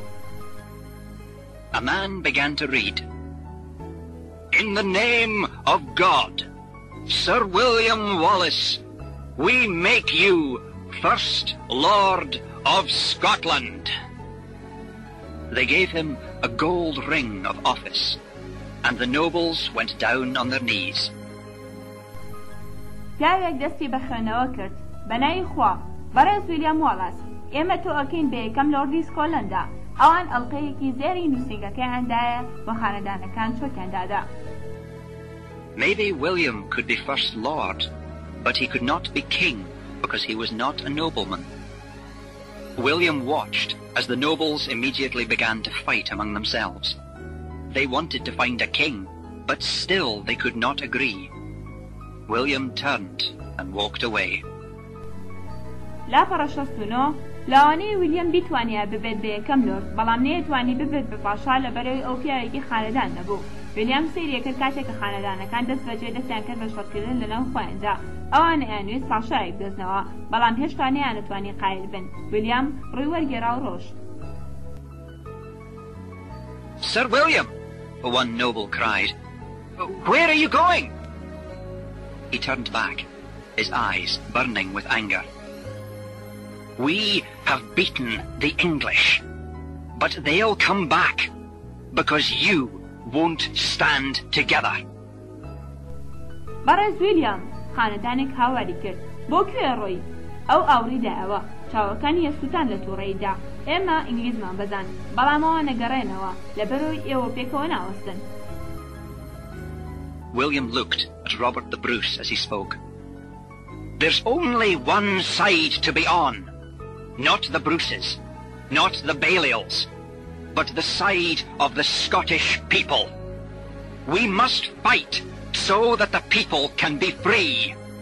لا پڕەحەفتا ویلیام سەیری ڕۆبەرت بروسی کرد کە قسەیە کرد ئەبێ تەنها یەک لا بگرن نە بروسەکان نە بالیۆلەکان بەڵام لای خەڵکی سکۆتلەندا بگرن ئەبێ شەڕ بکەین بۆ هۆیەوە خەڵک دەتوانن ئازاد بن. What will you do? Another noble asked. I'll take the fighting into England and beat the English on their own land, said William. He looked round at the open mouths of the nobles and left the castle. چیەکەی خانەدانێکی تر پرسیاری کرد شەڕەکە ئەبەن بۆ ئینگلتەرا و ئینگلیز ئەبەزێنی لەسەر خاکی خۆیان ویلیام وتی. ئەو سێری دەمەکراوەکانی خانەدانەکانی کرد لە دەوری خۆی و قەڵاکەی بەجێهێشت. A few weeks later, far away in London, Prince Edward and his friend Peter listened, afraid. Doors crashed open and walls shook. لا پڕەحەفتایەک چەند هەفتەیەک دواتر زۆر دوور لە لەندەن شازادە ئێدوارد و هاوڕێکەی پیتەر گوێیان گرتبوو ئەترسان دەرگاکان ئەدران بە یەکداو ئەکرانەوە و دیوارەکان ئەلەرینەوە. Longshanks was back from France. He arrived in Edward's rooms, high up in the castle, and looked at the two young men with cold, black eyes. What is the news from the north? He asked, angrily. لۆنگشانکس گەڕابەوە لە فەڕەنسا ئەو گەیشتە ژوورەکەی ئێدوارد لەسەرەوەی قەڵاکە و سەیری دوو پیاوەلاوەکەی کرد بە چاوێکی سارد و ڕەشەوە. هەواڵی باکوور چییە؟ ئەو پرسیاری کرد بە تووڕەیی. Nothing to report, father, said Edward. What? A bunch of rebels beats our army at Stirling, and you say nothing to report? The king's face burned angrily. لا پڕەحەفتاودوو هیچ هەواڵێک نییە؟ بابە ئێدوارد وتی. چی؟ کۆمەڵێک یاخی سوپاکانی ئێمەیان بەزاندووە لە سترنگ و تۆ ئەڵەی هیچ هەواڵێک نییە؟ ڕوخساری پاشا ئەسووتا لە تووڕێیدا. I have ordered more men to serve as soldiers, said Edward. We'll have a large army by the spring. We know from my cousin, the governor of York, that Wallace is near York now. فەرمانم کردووە پیاوی زیاتر خزمەت بکەن وەک سەرباز. ئەدوارد وتی. سوپایەکی گەورەمانە بێت جەمبەهارە لە ئامۆزاکەمەوە زانم فەرمانڕەوایی یۆرۆک کە واڵاس نزیکی یۆرۆکە ئێستا. But the winter is coming. The Scots will have empty stomachs and they'll be weak. We'll catch this Wallace and tie him up by his neck in front of his rebels. بەڵام زستان دێت سکۆتیەکان گەدەیان بەتاڵەوێ وەلاوازە بن ئێمە ئەم واڵاسە ئەگرین و هەڵیەواسین بەمل لە بەردەم یاخیەکاندا.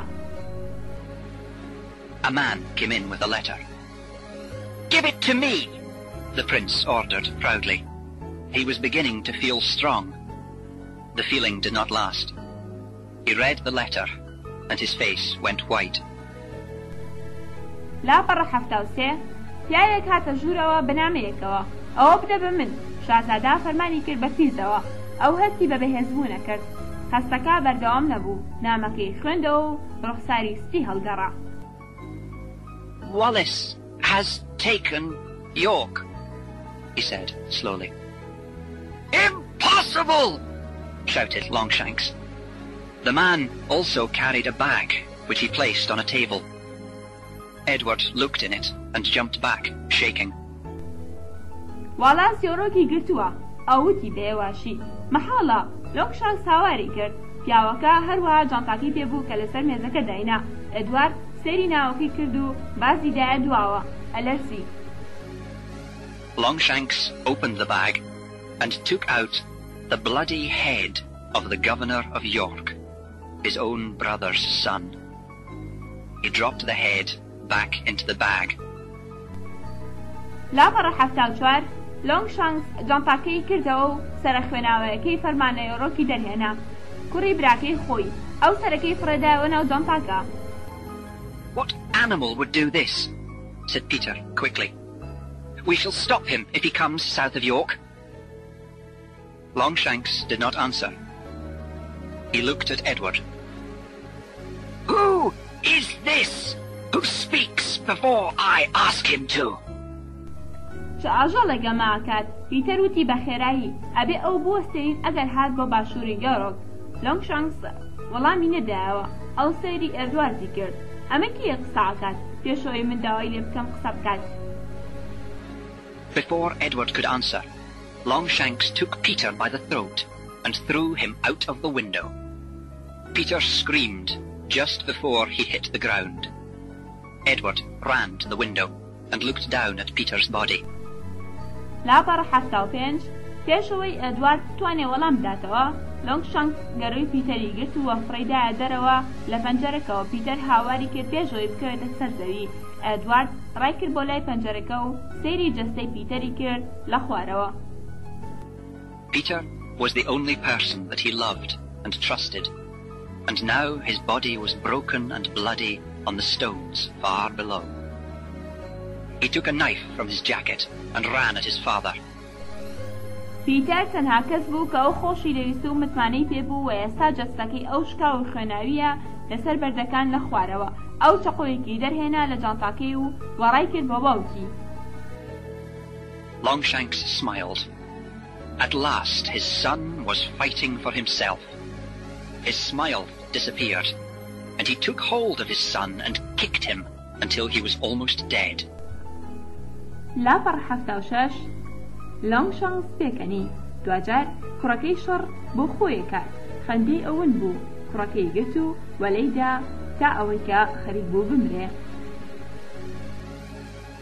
We must make a truce with the Scots, said Longshanks, feeling nothing for his son lying on the ground. But who should go?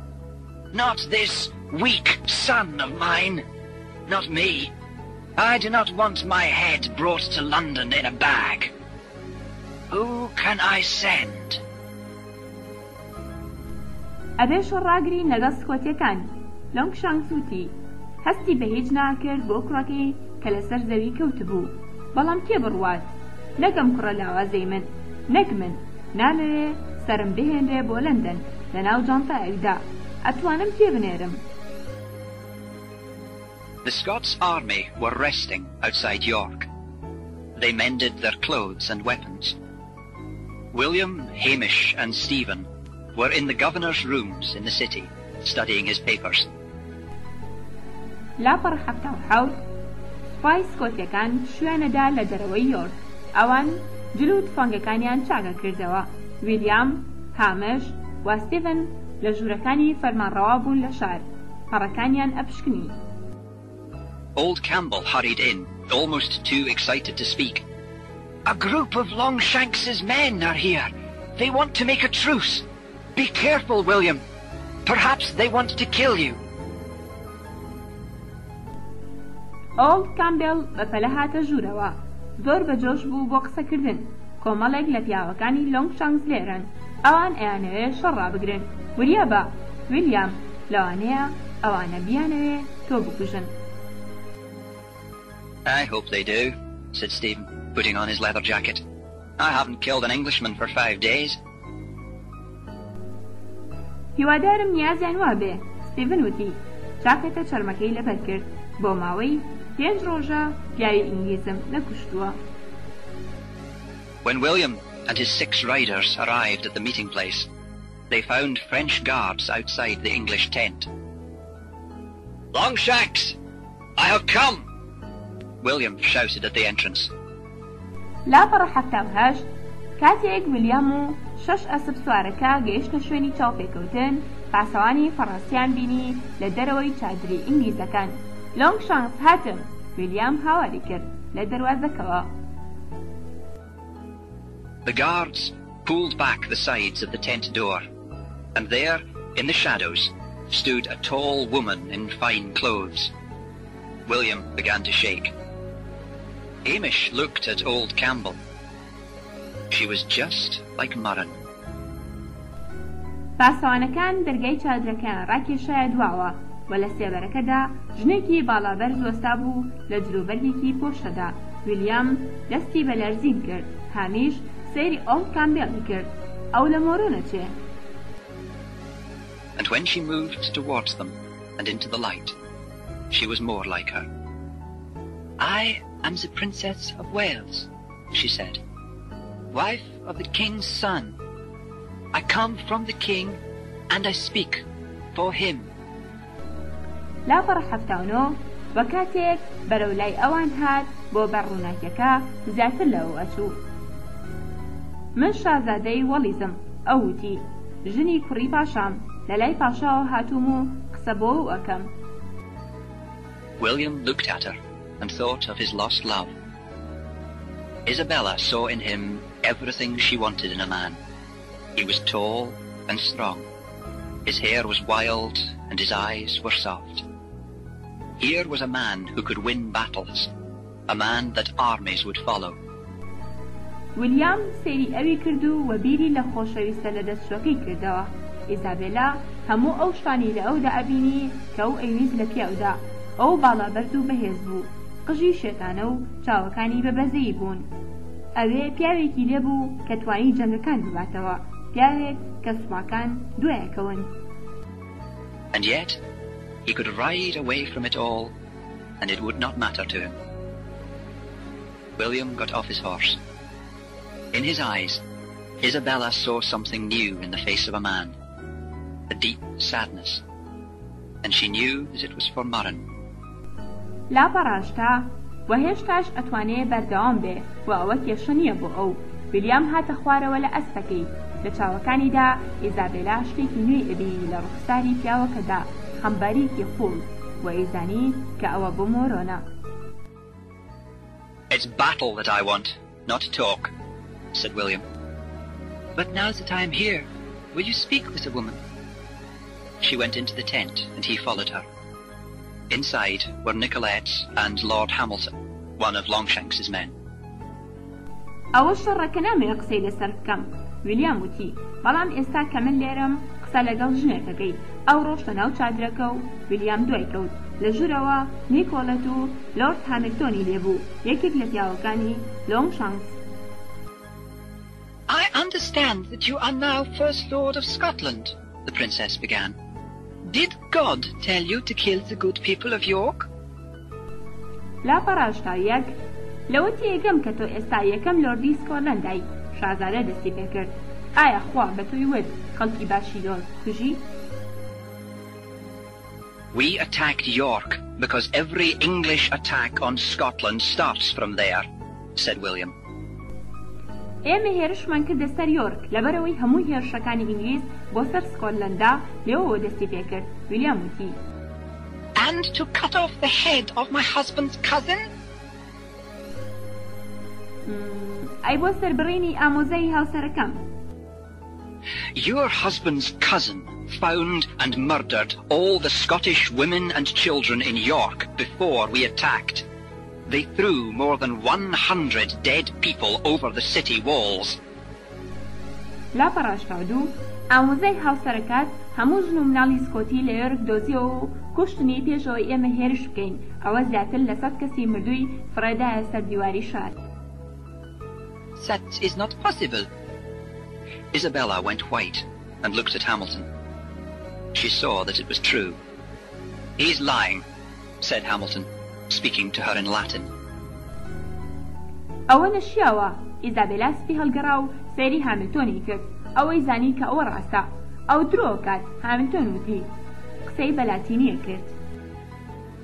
When William answered them in Latin, they both jumped in surprise. And then he spoke in French. Ask your king who is lying.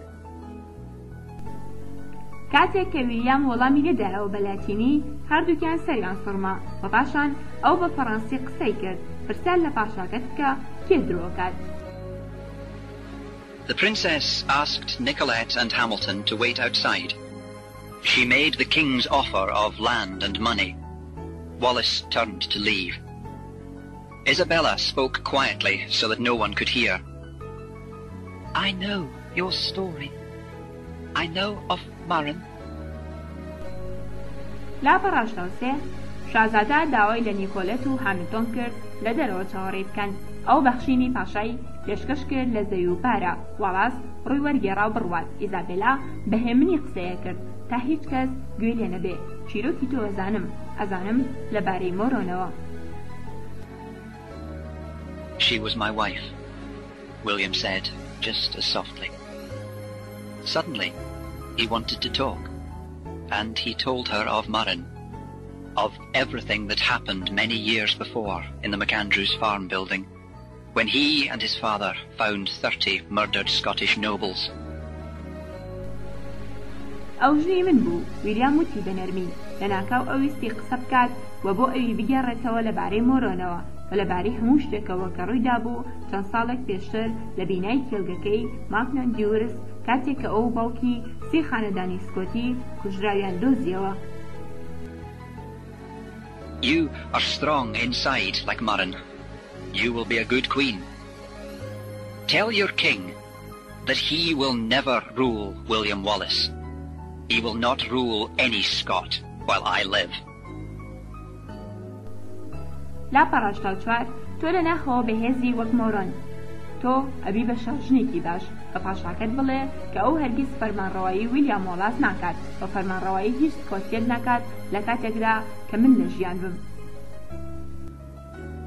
William walked through the empty streets of York that night. When the sun started to come up, he returned to Hamish and the others. Their fire was still burning. ویلیام پیاسەیە کرد بەناو شەقامە بەتاڵەکانی یۆرکدا ئەو شەوە. کاتێک کە خۆرهەڵات ئەو گەڕایەوە بۆ لای هەمیش و ئەوانی تر. ئاگرەکەیان هێشتا ئەسووتا. Want some food? Hamish asked. William shook his head. No word from Edinburgh. Yes. Hamish waited for a few seconds and then went on. They're not sending any more men, William. لاپە ڕاشتاو پێنج هەندێک خواردنت ئەوێ؟ هەمیش پرسیاری کرد. ویلیام سەری ڕاوەشان. هیچ وشەیەک نییە لە ئێدنبرگەوە. بەڵێ هەمیش شاوەڕێی کرد بۆ چەند چرکەیەک و پاشان بەردەوام بوو. ئەوان هیچ پیاوی تر نانێرن. ویلیام They know about York and they won't send more soldiers. William looked at the fire. If I take this army to London, half the men will die of illness or hunger on the way. We must go back to Scotland. But we have not finished yet. ئەوان نەزانن لەبارەی یۆرکەوە و سەربازی زیاتر نانێرن. ویلیام سەیری ئاگرەکەی کرد. ئەگەر ئەم سوپایە ببەم بۆ لەندەن نیوەی پیاوەکان ئەمرن بە نەخۆشی یان لە برسا لەسەر ڕێگاکە ئەبێ بگەڕێنەوە بۆ سکۆتلەندا بەڵام هێشتا تەواو نەبووین. In London, Isabella reported on her meeting with Wallace. She listened to the king talking about his plans. Soldiers were already on their way from Wales and France. لاپە ڕاشتاوشەش لە لەندەن ئیزابێلا راپۆرتیدا لەسەر چاوپێکەوتنی لەگەڵ واڵاسدا. ئەو گوێگرتە بوو لە پاشا کە قسەیە کرد لەبارەی پلانەکانیەوە. سەربازەکان پێشتر لەسەر ڕێگاکەیان بوون لە وێلز و فەڕەنساوە. And with terrible new weapons that could cut through metal like a knife through butter.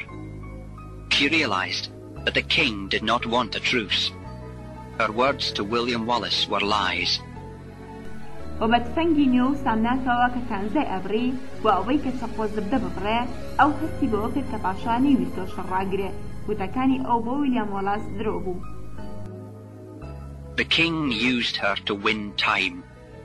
And now his soldiers were getting ready to attack the Scots army from the sides and from behind.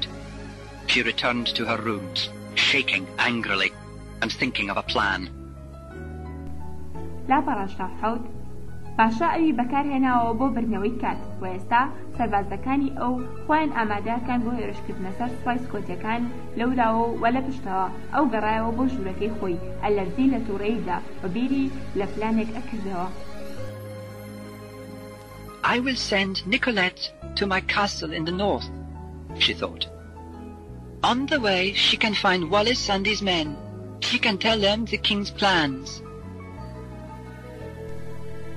نیکۆلەت ئەنێرم بۆ قەڵاکەم لە باکوور ئەو بیری کردەوە لەسەر ڕێگاکە ئەو ئەتوانێ وەڵاس و پیاوەکانی بدۆزێتەوە ئەو ئەتوانێ پیلانەکەی پاشایان پێ بڵێ.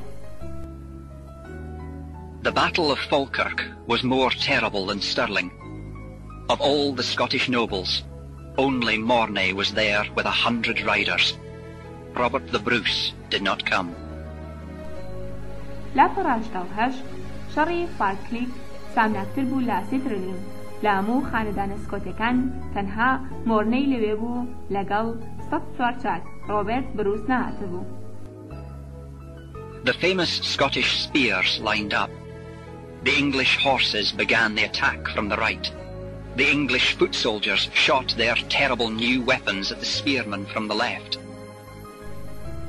ڕەمە سکۆتیە بەناوبانگەکان ڕیز بوو بوون ئەسپە ئینگلیزەکان دەستیان بەهێرش کرد لە لای ڕاستەوە سەربازی پێ ئینگلیز تەقەیان کرد لەو پیاوانەی کە ڕەمیان پێبوو بە تفەنگە نوێ سامناکەکانیان لە لای چەپەوە. Wallace ordered Mornay to attack the foot soldiers before they could shoot again. Mornay did not attack. From the English side, Longshanks watched Mornay riding away from the battle with his men. لا پەڕاشتاونەوە واڵاس فەرمانی کرد بە مۆرنەی کە هێرش بکاتە سەر سەربازەکانی پێش ئەوەی بتوانن تەقە بکەن دیسان مۆرنەی هێرشی نەکرد لە لای ئینگلیزەکانەوە لۆنگشان سەیری مۆرنەی ئەکرد کە دوور کەوتەوە لە جەنگەکە لەگەڵ پیاوەکانیدا. The English nobles turned to their king in surprise. Longshanks explained, His payment is new land in England and Scotland. خانەدانە ئینگلیزەکان ڕۆیان کردە پاشاکەیان بەسەر سوڕماییەوە لۆنگشانس بۆ ڕوونکردنەوە حسابی ئەو زەویە نوێیە لە ئینگلتەرا و سکۆتلەندا. William felt helpless. With Mornay gone, no one was guarding the spearmen. The English foot soldiers shot again, their terrible weapons cutting the Scottish spearmen to pieces. لا پەڕەنەوە ویلیام هەستی بەلاوازی کرد بە ڕۆشنی مۆرنەی کەس نەبوو پاسەوانی ئەو پیاوانە بکات کە ڕەمیان پێبوو سەربازە ئینگلیزەکانی پێ دیسان تەقەیان کرد تفەنگە سامناکەکانی ئەوان ئەو پیاوە سکۆتیانی پارچە پارچە کرد کە ڕەمیان پێبوو. The rest of the Scottish army did not wait for orders. They ran, screaming, towards the English. The battle was long and hard. Soldiers on both sides fought bravely, but there were too many English. ڕاژماوەی سوپای سکۆتیەکان چاوەڕێی فەرمانیان نەکرد ئەوان بە هاوارەوە ڕایان کرد بەرەو ئینگلیزەکان شەڕەکە دوور و درێژ و سەخت بوو سەربازەکانی هەردوو لایەنەکە ئازایانە شەڕیانە کرد بەڵام ئینگلیزەکان زۆر بوون. Towards the end of the battle, the English horsemen attacked again. Wallace saw them coming. He pulled the first rider to the ground. It was Robert the Bruce, fighting for the English. لا پەڕەنەوەیەک لە کۆتایی شەڕەکەدا ئەسە سوارە ئینگلیزەکان هێرشیان کردەوە دووبارە واڵاس ئەوانی ئەبینی هاتن ئەو یەکەم سوارچاکی کێشا بە زەویدا ئەوە ڕۆبەرت بروس بوو شەڕی بۆ ئینگلیزە کرد. Wallace looked at his face. In that second, he realized that there was no hope for Scotland. He felt weak. The Bruce waved his sword at Wallace. واڵاس سێری ڕوخساری کرد لەو تورکیەدا ئەو هەستی بۆەوە کرد کە هیچ هیوایەک نەماوە بۆ سکۆتلەندا ئەو هەستی بەلاوازی کرد بروس شمشێرەکەی لە واڵاس ڕاوەشاند. Fight me! Fight me! He shouted. But Wallace could not fight now. He took the gold ring of office off his finger and threw it at Robert the Bruce's feet. Stephen rode up quickly. شەڕ بکە لەگەڵم ئەو هاواری کرد بەڵام واڵاس نەیتوانی شەڕ بکات ئێستا ئەو ئەڵقەزێڕینەکەی نووسینگەکەی لە پەنجەکەی داکەند و بۆ فڕیدا بەپێی ڕۆبەرت بروس ستیڤن غاریدا بە خێرایی. He pulled William up behind him onto his horse, and the two rode away from the battle. لاپەڕەنەوە دوو ئەو ویلیامی ڕایکێشا پشت خۆیەوە بۆ سەر ئەسپەکەی و هەردووکیان دوورکەوتنەوە لە جەنگەکە. Robert the Bruce watched Wallace escape. He looked at the ground and saw the blood of his countrymen. I will never fight on the wrong side again, he said. Robert Bruce سێری وەڵاسیە کرد هەڵات، ئەو سێری زەویەکەی کرد و خوێنی پیاوی وڵاتەکەی خۆی بینی. هەرگیز شەڕ ناکەم بۆ لایەنێکی هەڵە جارێکی تر. ئەوتی. A few days later, William was at Murren's grave. Rain fell hard on his face. He held in his shaking hand the white handkerchief, something from a better world. چەند ڕۆژێک دواتر ویلیام لەسەر گۆڕی مۆرۆن بوو. باران بە خوڕەباری بەسەر ڕوخساریدا. ئەو دەستە سڕەسپیەکەی گرت بە دەستە لەشدۆکەکانیەوە، شتێک لە جیهانێکی باشتردا. Rain was falling in London too. Longshanks was smiling. All the Scottish nobles have agreed to serve me as their king. Now we can send soldiers from Scotland to fight in our armies in France. لاپەڕەنەوە سێ لە لەندەنیش بارانە باری. لۆنگشانس پێکەنی. هەموو خانەدانە سکۆتیەکان قایل بوون کە خزمەتی من بکەن وە پاشای خۆیان. ئێستا ئەتوانین سەربازەکان بنێرین لە سکۆتلەندەوە بۆ شەڕکردن لە ناو سوپاکانی ئێمەدا لە فەڕەنسا. Well, my flower, he said, turning to Isabella. We have seen the last of your Wallace, I think. She looked out of the window, her eyes as wet as the rain. باشە گوڵەکەم، ئەوتی ڕووی کردە ئیزابێلا. ئێمە کۆتایی وەڵاسەکەی تۆمان بینی پێم وایە. ئەو سێری دەرەوەی کرد لە پەنجەرەکەەوە، چاوەکانی ئەوەندەی باران تەڕبوون. Chapter 4. Braveheart.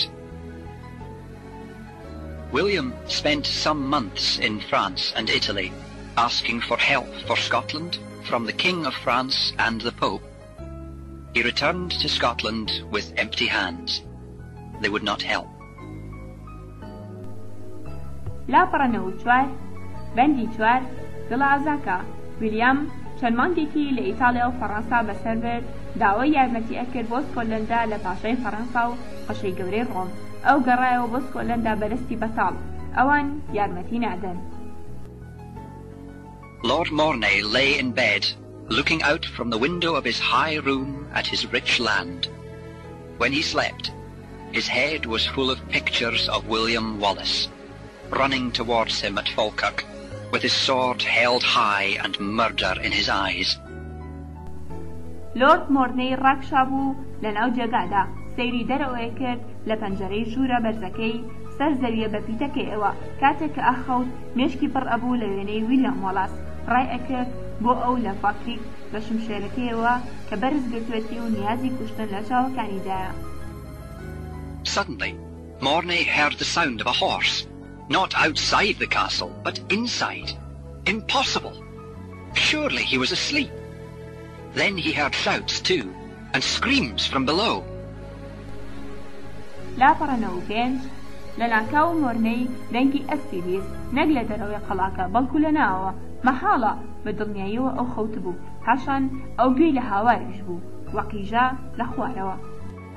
Then silence, and then a sudden great crash. William Wallace rode into his bedroom. Mornay never spoke again. Wallace cut through his neck with one quick movement. پاشان بێدەنگی و پاشان بەرێکەوتنێکی گەورەی لە ناکاو. ویلیام وەڵاس ڕۆژ بۆ ژوورە نووسنەکەی ئەو.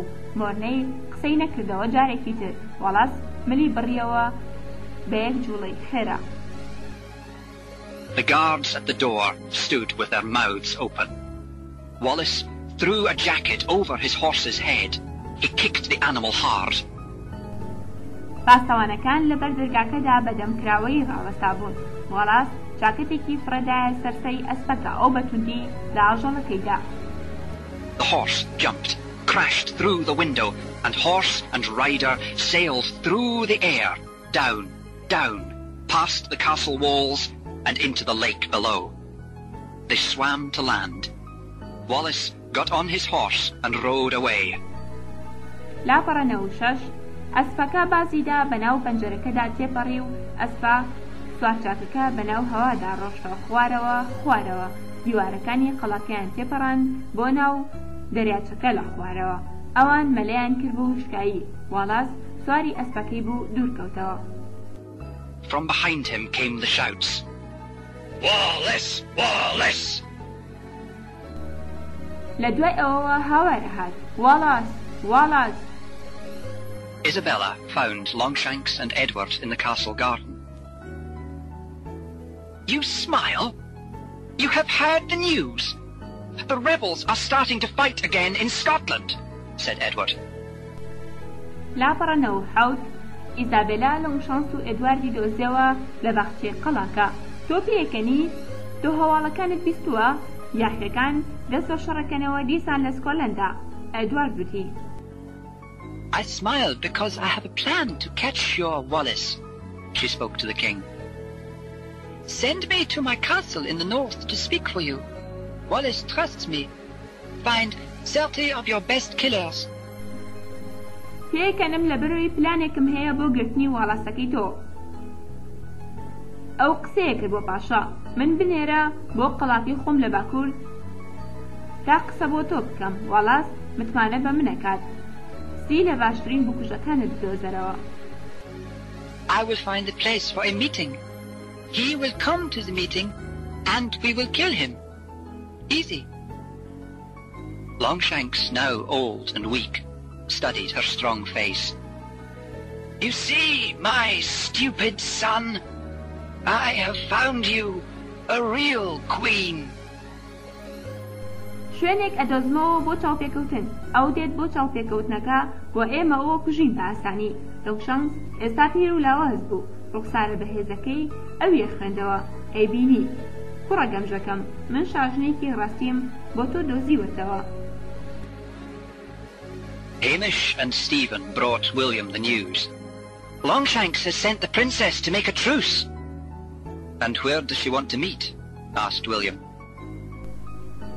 لاپەڕە 98 هامیش و ستیڤن هەواڵەکانیان هێنا بۆ ویلیام. لۆنگشانس شازادەی ناردووە بۆ ڕاگرتنی شەڕ و ئەو لەکوێ ئەیەوێت چاوپێکەوتن بکە. ویلیام پرسیاری کرد It's very strange. In the McAndrews farm building. William and his friends arrived at the farm building. Wallace handed his sword to Hamish so that everyone in the building could see. ئەوە زۆر سەیرە لە بینای کێڵگەکەی ماکنان بیرو. ویلیام و هاوڕێکانی گەیشتە بینای کێڵگەکە. واڵاس شمشێرەکەی دا بە هەمیش تا هەموو کەسی ناو بیناکە ئەو ببینن. The killers waited inside, their knives ready. Wallace came up to the guards outside the door. Suddenly, he pushed them inside and shut the doors. لاپەڕە 99 بکوژەکان چاوەڕێیانەکرد لە ژوورەوە. چەقۆکانیان ئامادە بوو. واڵاس هات بۆ لای پاسەوانەکان لە دەرەوەی دەرگاکە لە ناکاو پاڵی پێوەنان بۆ ژوورەوە و دەرگاکانی داخست. Rebels ran out of the woods and put great pieces of wood against the building. Then they burned it to the ground. یاخەکان ڕایان کرد لە دەرەوەی دەوەنەکە و بە پارچەداری گەورەیاندانا لە بیناکەدا پاشان سووتاندیان کاسەر زەوی. Isabella could see the fire from the walls of her castle. A single rider came up to the castle. She sat and waited. After a while, she heard a small noise outside the window. ئیزابێلا ئاگرێ بینی لە دیوارەکانی قەڵاکەی خۆیەوە تەنها سوارچاکێک هاتە سەرەوە بۆ ناو قەڵاکە. ئەو دانیشت و چاوەڕێیە کرد. پاش ماوەیەک ئەو دەنگێکی بچووکی بیست لە دەرەوەی پەنجەرەکە. In one quick movement, William pulled himself through the narrow window and into the room. I understood at once, he said. The McAndrews farm. You remembered the story I told you of when I was a boy. لاپەڕە سات لە یەک جوڵەی خێرادا ویلیام خۆی هەڵدا بەناو پەنجەرە کەسکەکەدا و بۆ ناو ژوورەکە.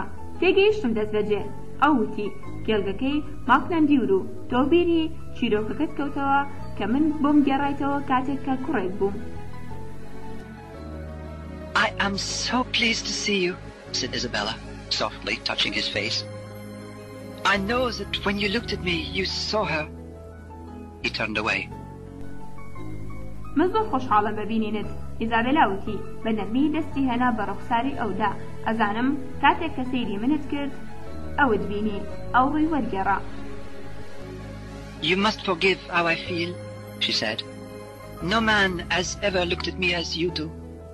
A queen must love her husband, but she must also give him a child. لا بەڕەسەویەک ئەبێ بووری چۆنە هەستم. ئەوتی هیچ کایەک هەرگیز سەیری منی نەکردووە تۆ. شاژن ئەبێ مێردەکەی خۆی خۆش بێ بەڵام ئەبێ هەروەها مناڵێکی پێ بەخشێ. With my husband, I cannot do both. Just think, she went on. Maybe you'll never be King of Scotland, but perhaps one day your blood will run through the King of England. من و مێردەکەم ناتوانین ئەوە بکەین تەنها بیر بکەوە. ئەو بەردەوام بوو لەوانەیە تۆ هەرگیز نەبی بە پاشای سکۆلەندا بەڵام لەوانەیە ڕۆژێک خوێنەکەت بەناو پاشای ئینگلتەرادا بڕوات. I cannot love you because of Longshanks, he said. No, but you can love me just because I love you. ناتوانم تۆم خۆش بێت لەبەر لۆنگشانس. ئەوتی نەخێر بەڵام ئەتوانی منت خۆش بێ تەنها لەبەرەوەی من تۆم خۆشەوێ. Early the next morning, Wallace quietly said goodbye to Isabella. لا بەڕەسەودوو بەیانی داهاتوو زوو واڵاس بەهێمنی خوداحافیزی کرد لە ئیزابێلا. He quickly found his rebel friends, Hamish and Stephen. They saw he was full of fire again. The three of them began attacking English soldiers where they could find them. For 2 days they did not rest. ئەو بە خێرایی هاوڕێیاخیەکانی خۆی دۆزیەوە. هامیش و ستیڤن ئەوان بینیان کە ئەو پڕ بووە لە ئاگر دیسان. هەر سێکیان دەستیان کرد بە هێرشکردنە سەر سەربازەکانی ئینگلیز لە هەر شوێنێک ئەوانیان بدۆزیایەتەوە. بۆ 2 ڕۆژ ئەوان پشویان نەدا. The Scottish nobles now wanted a meeting with Wallace. They said that they wanted to serve him and not Longshanks. خانەدانە سکۆتیەکان ئێستا چاوپێکەوتنێکیان ئەویت لەگەڵ واڵاسدا. ئەوان ئەیانوت کە ویستوانە خزمەتی ئەو بکەن نەک لۆنگشانس. Why do you trust them? asked Hamish, shaking his head. You know they will give you to Longshanks. لا بەڕەسەوسێ بۆچی متوانیان پێیەکەی؟ هامیش پرسیاری کرد سەری ڕاوەشان. تۆ زانی کە ئەوان تۆ ئەدەن بە لۆنگشانس. You're probably right, but we can't win without them, Hamish. Standing together is the only hope for our people. لەوانەیە تۆ ڕاستیت بەڵام ئێمە ناتوانی بیبینەوە بەبێ ئەوان. هامیش پێکەوە وەستان تەنها هیوایەکە بۆ خەڵکەکەمان. I don't want to die! I want to live! shouted Hamish. So do I. I want a home and children. I've asked God for these things, but he has brought me this sword, and if he wants me to die for my country, then I will. نامەوێ بمرم ئەمەوێ بژیم. هامیش هاواری کرد منیش هەروەها من ماڵ و مناڵمەوێ. داوام لەخوا کرد بۆ ئەم شتانە بەڵام ئەم شمشێرەی بۆ هێنام واگەر ئەو بێ من بمرم بۆ وڵاتەکەم کەواتەوە ئاکەم. The three rode to the meeting place. On the way, William gave his knife to Stephen and his sword to Hamish. He felt that he was seeing them for the last time. لا بەڕەسەوچوار هەرسێکیان ڕۆشتن بۆ شوێنی چاوپێکەوتنەکە. لە ڕێگادا ویلیام چەقۆیەکی دا بە ستیڤن و شمشێرەکەی بە هامیش. ئەو هەستی بەوە کرد کە ئەمە دوجارە ئەوانە بینێ. Here he is, said Robert the Bruce, looking through a window. And he has no sword! My God, he has a brave heart! ئەو لێرەیە ڕۆبەرت بروس وتی لە پەنجەرەکەوە سەیریە کرد بۆ شمشێری پێ نەبوو. خوایە ئەو دڵێکی ئازای هەیە. William came into the house. He looked into the eyes of Robert the Bruce. The two men now saw the same picture. a free Scotland. William held out his hand towards Robert the Bruce. ویلیام هات بۆ خانوەکە. ئەو سێری ناوچەوانی ڕۆبەرت بروسی کرد. هەردوو پیاوەکە ئێستا هەمان خەونیانە بینی. سکۆتلەندایەکی ئازاد. ویلیام دەستی کردەوە بۆ ڕۆبەرت بروس. In seconds, there were English soldiers everywhere. No! Screamed Robert the Bruce, who knew nothing of this plan. They tied William up like an animal, took him to London over the back of a horse, and threw him in prison. لا پەڕەسە و پێنج لە چرکەیەکدا هەموو شوێنێک بوو بە سەربازە ئینگلیزەکان. نا، ڕۆبەرت بروس هاواری کرد. ئەو کەسەی کە هیچی نازانی لەبارەی ئەم پیلانەوە. ئەوان ویلیامیان هەڵواسی وەک ئاژەڵێک بردیانەوە بۆ لەندەن لەسەر پشتی ئەسپێک بۆ فڕیان دایە زیندان. Longshanks was very ill. He was dying. He could not speak with his voice, only with his eyes. Isabella went to see him. She pulled him close to her by his hair and spoke so softly in his ear that Edward could not hear. لۆنگشان زۆر نەخۆش بوو. ئەو گیانیەدا. ئەو نێتوانی بە دەنگی خۆی قسە بکات تەنها بە چاوەکانی. ئیزابێلا ڕۆژ بۆ بینینی ئەو. ئەوی بە قژڕا کێشایە نزیک خۆی و زۆر بە نەرمی بەگوێی ئەودا قسەیە کرد تا ئێدوارد گوێ لێ نەبێت. You see, we all die. Wallace will die tomorrow. But before you die, listen to this. Your blood dies with you. A child who has the blood of William Wallace is growing inside me. لا پەڕەسە و شەش ئەبینی هەمومانەمرین واڵاس ئەمرێ سبەینێ بەڵام پێش ئەوەی تۆ بمری گوێ لەمە بگرە خوێنەکەت ئەمرێ لەگەڵ خۆتدا مناڵە کە خوێنی ویلیام واڵاسی هەیە لەناو گیانی مندا گەشاکات. William Wallace died slowly in front of a great crowd on the 23rd of August 1305. They did terrible things to his body so that he would ask for forgiveness, but he would not.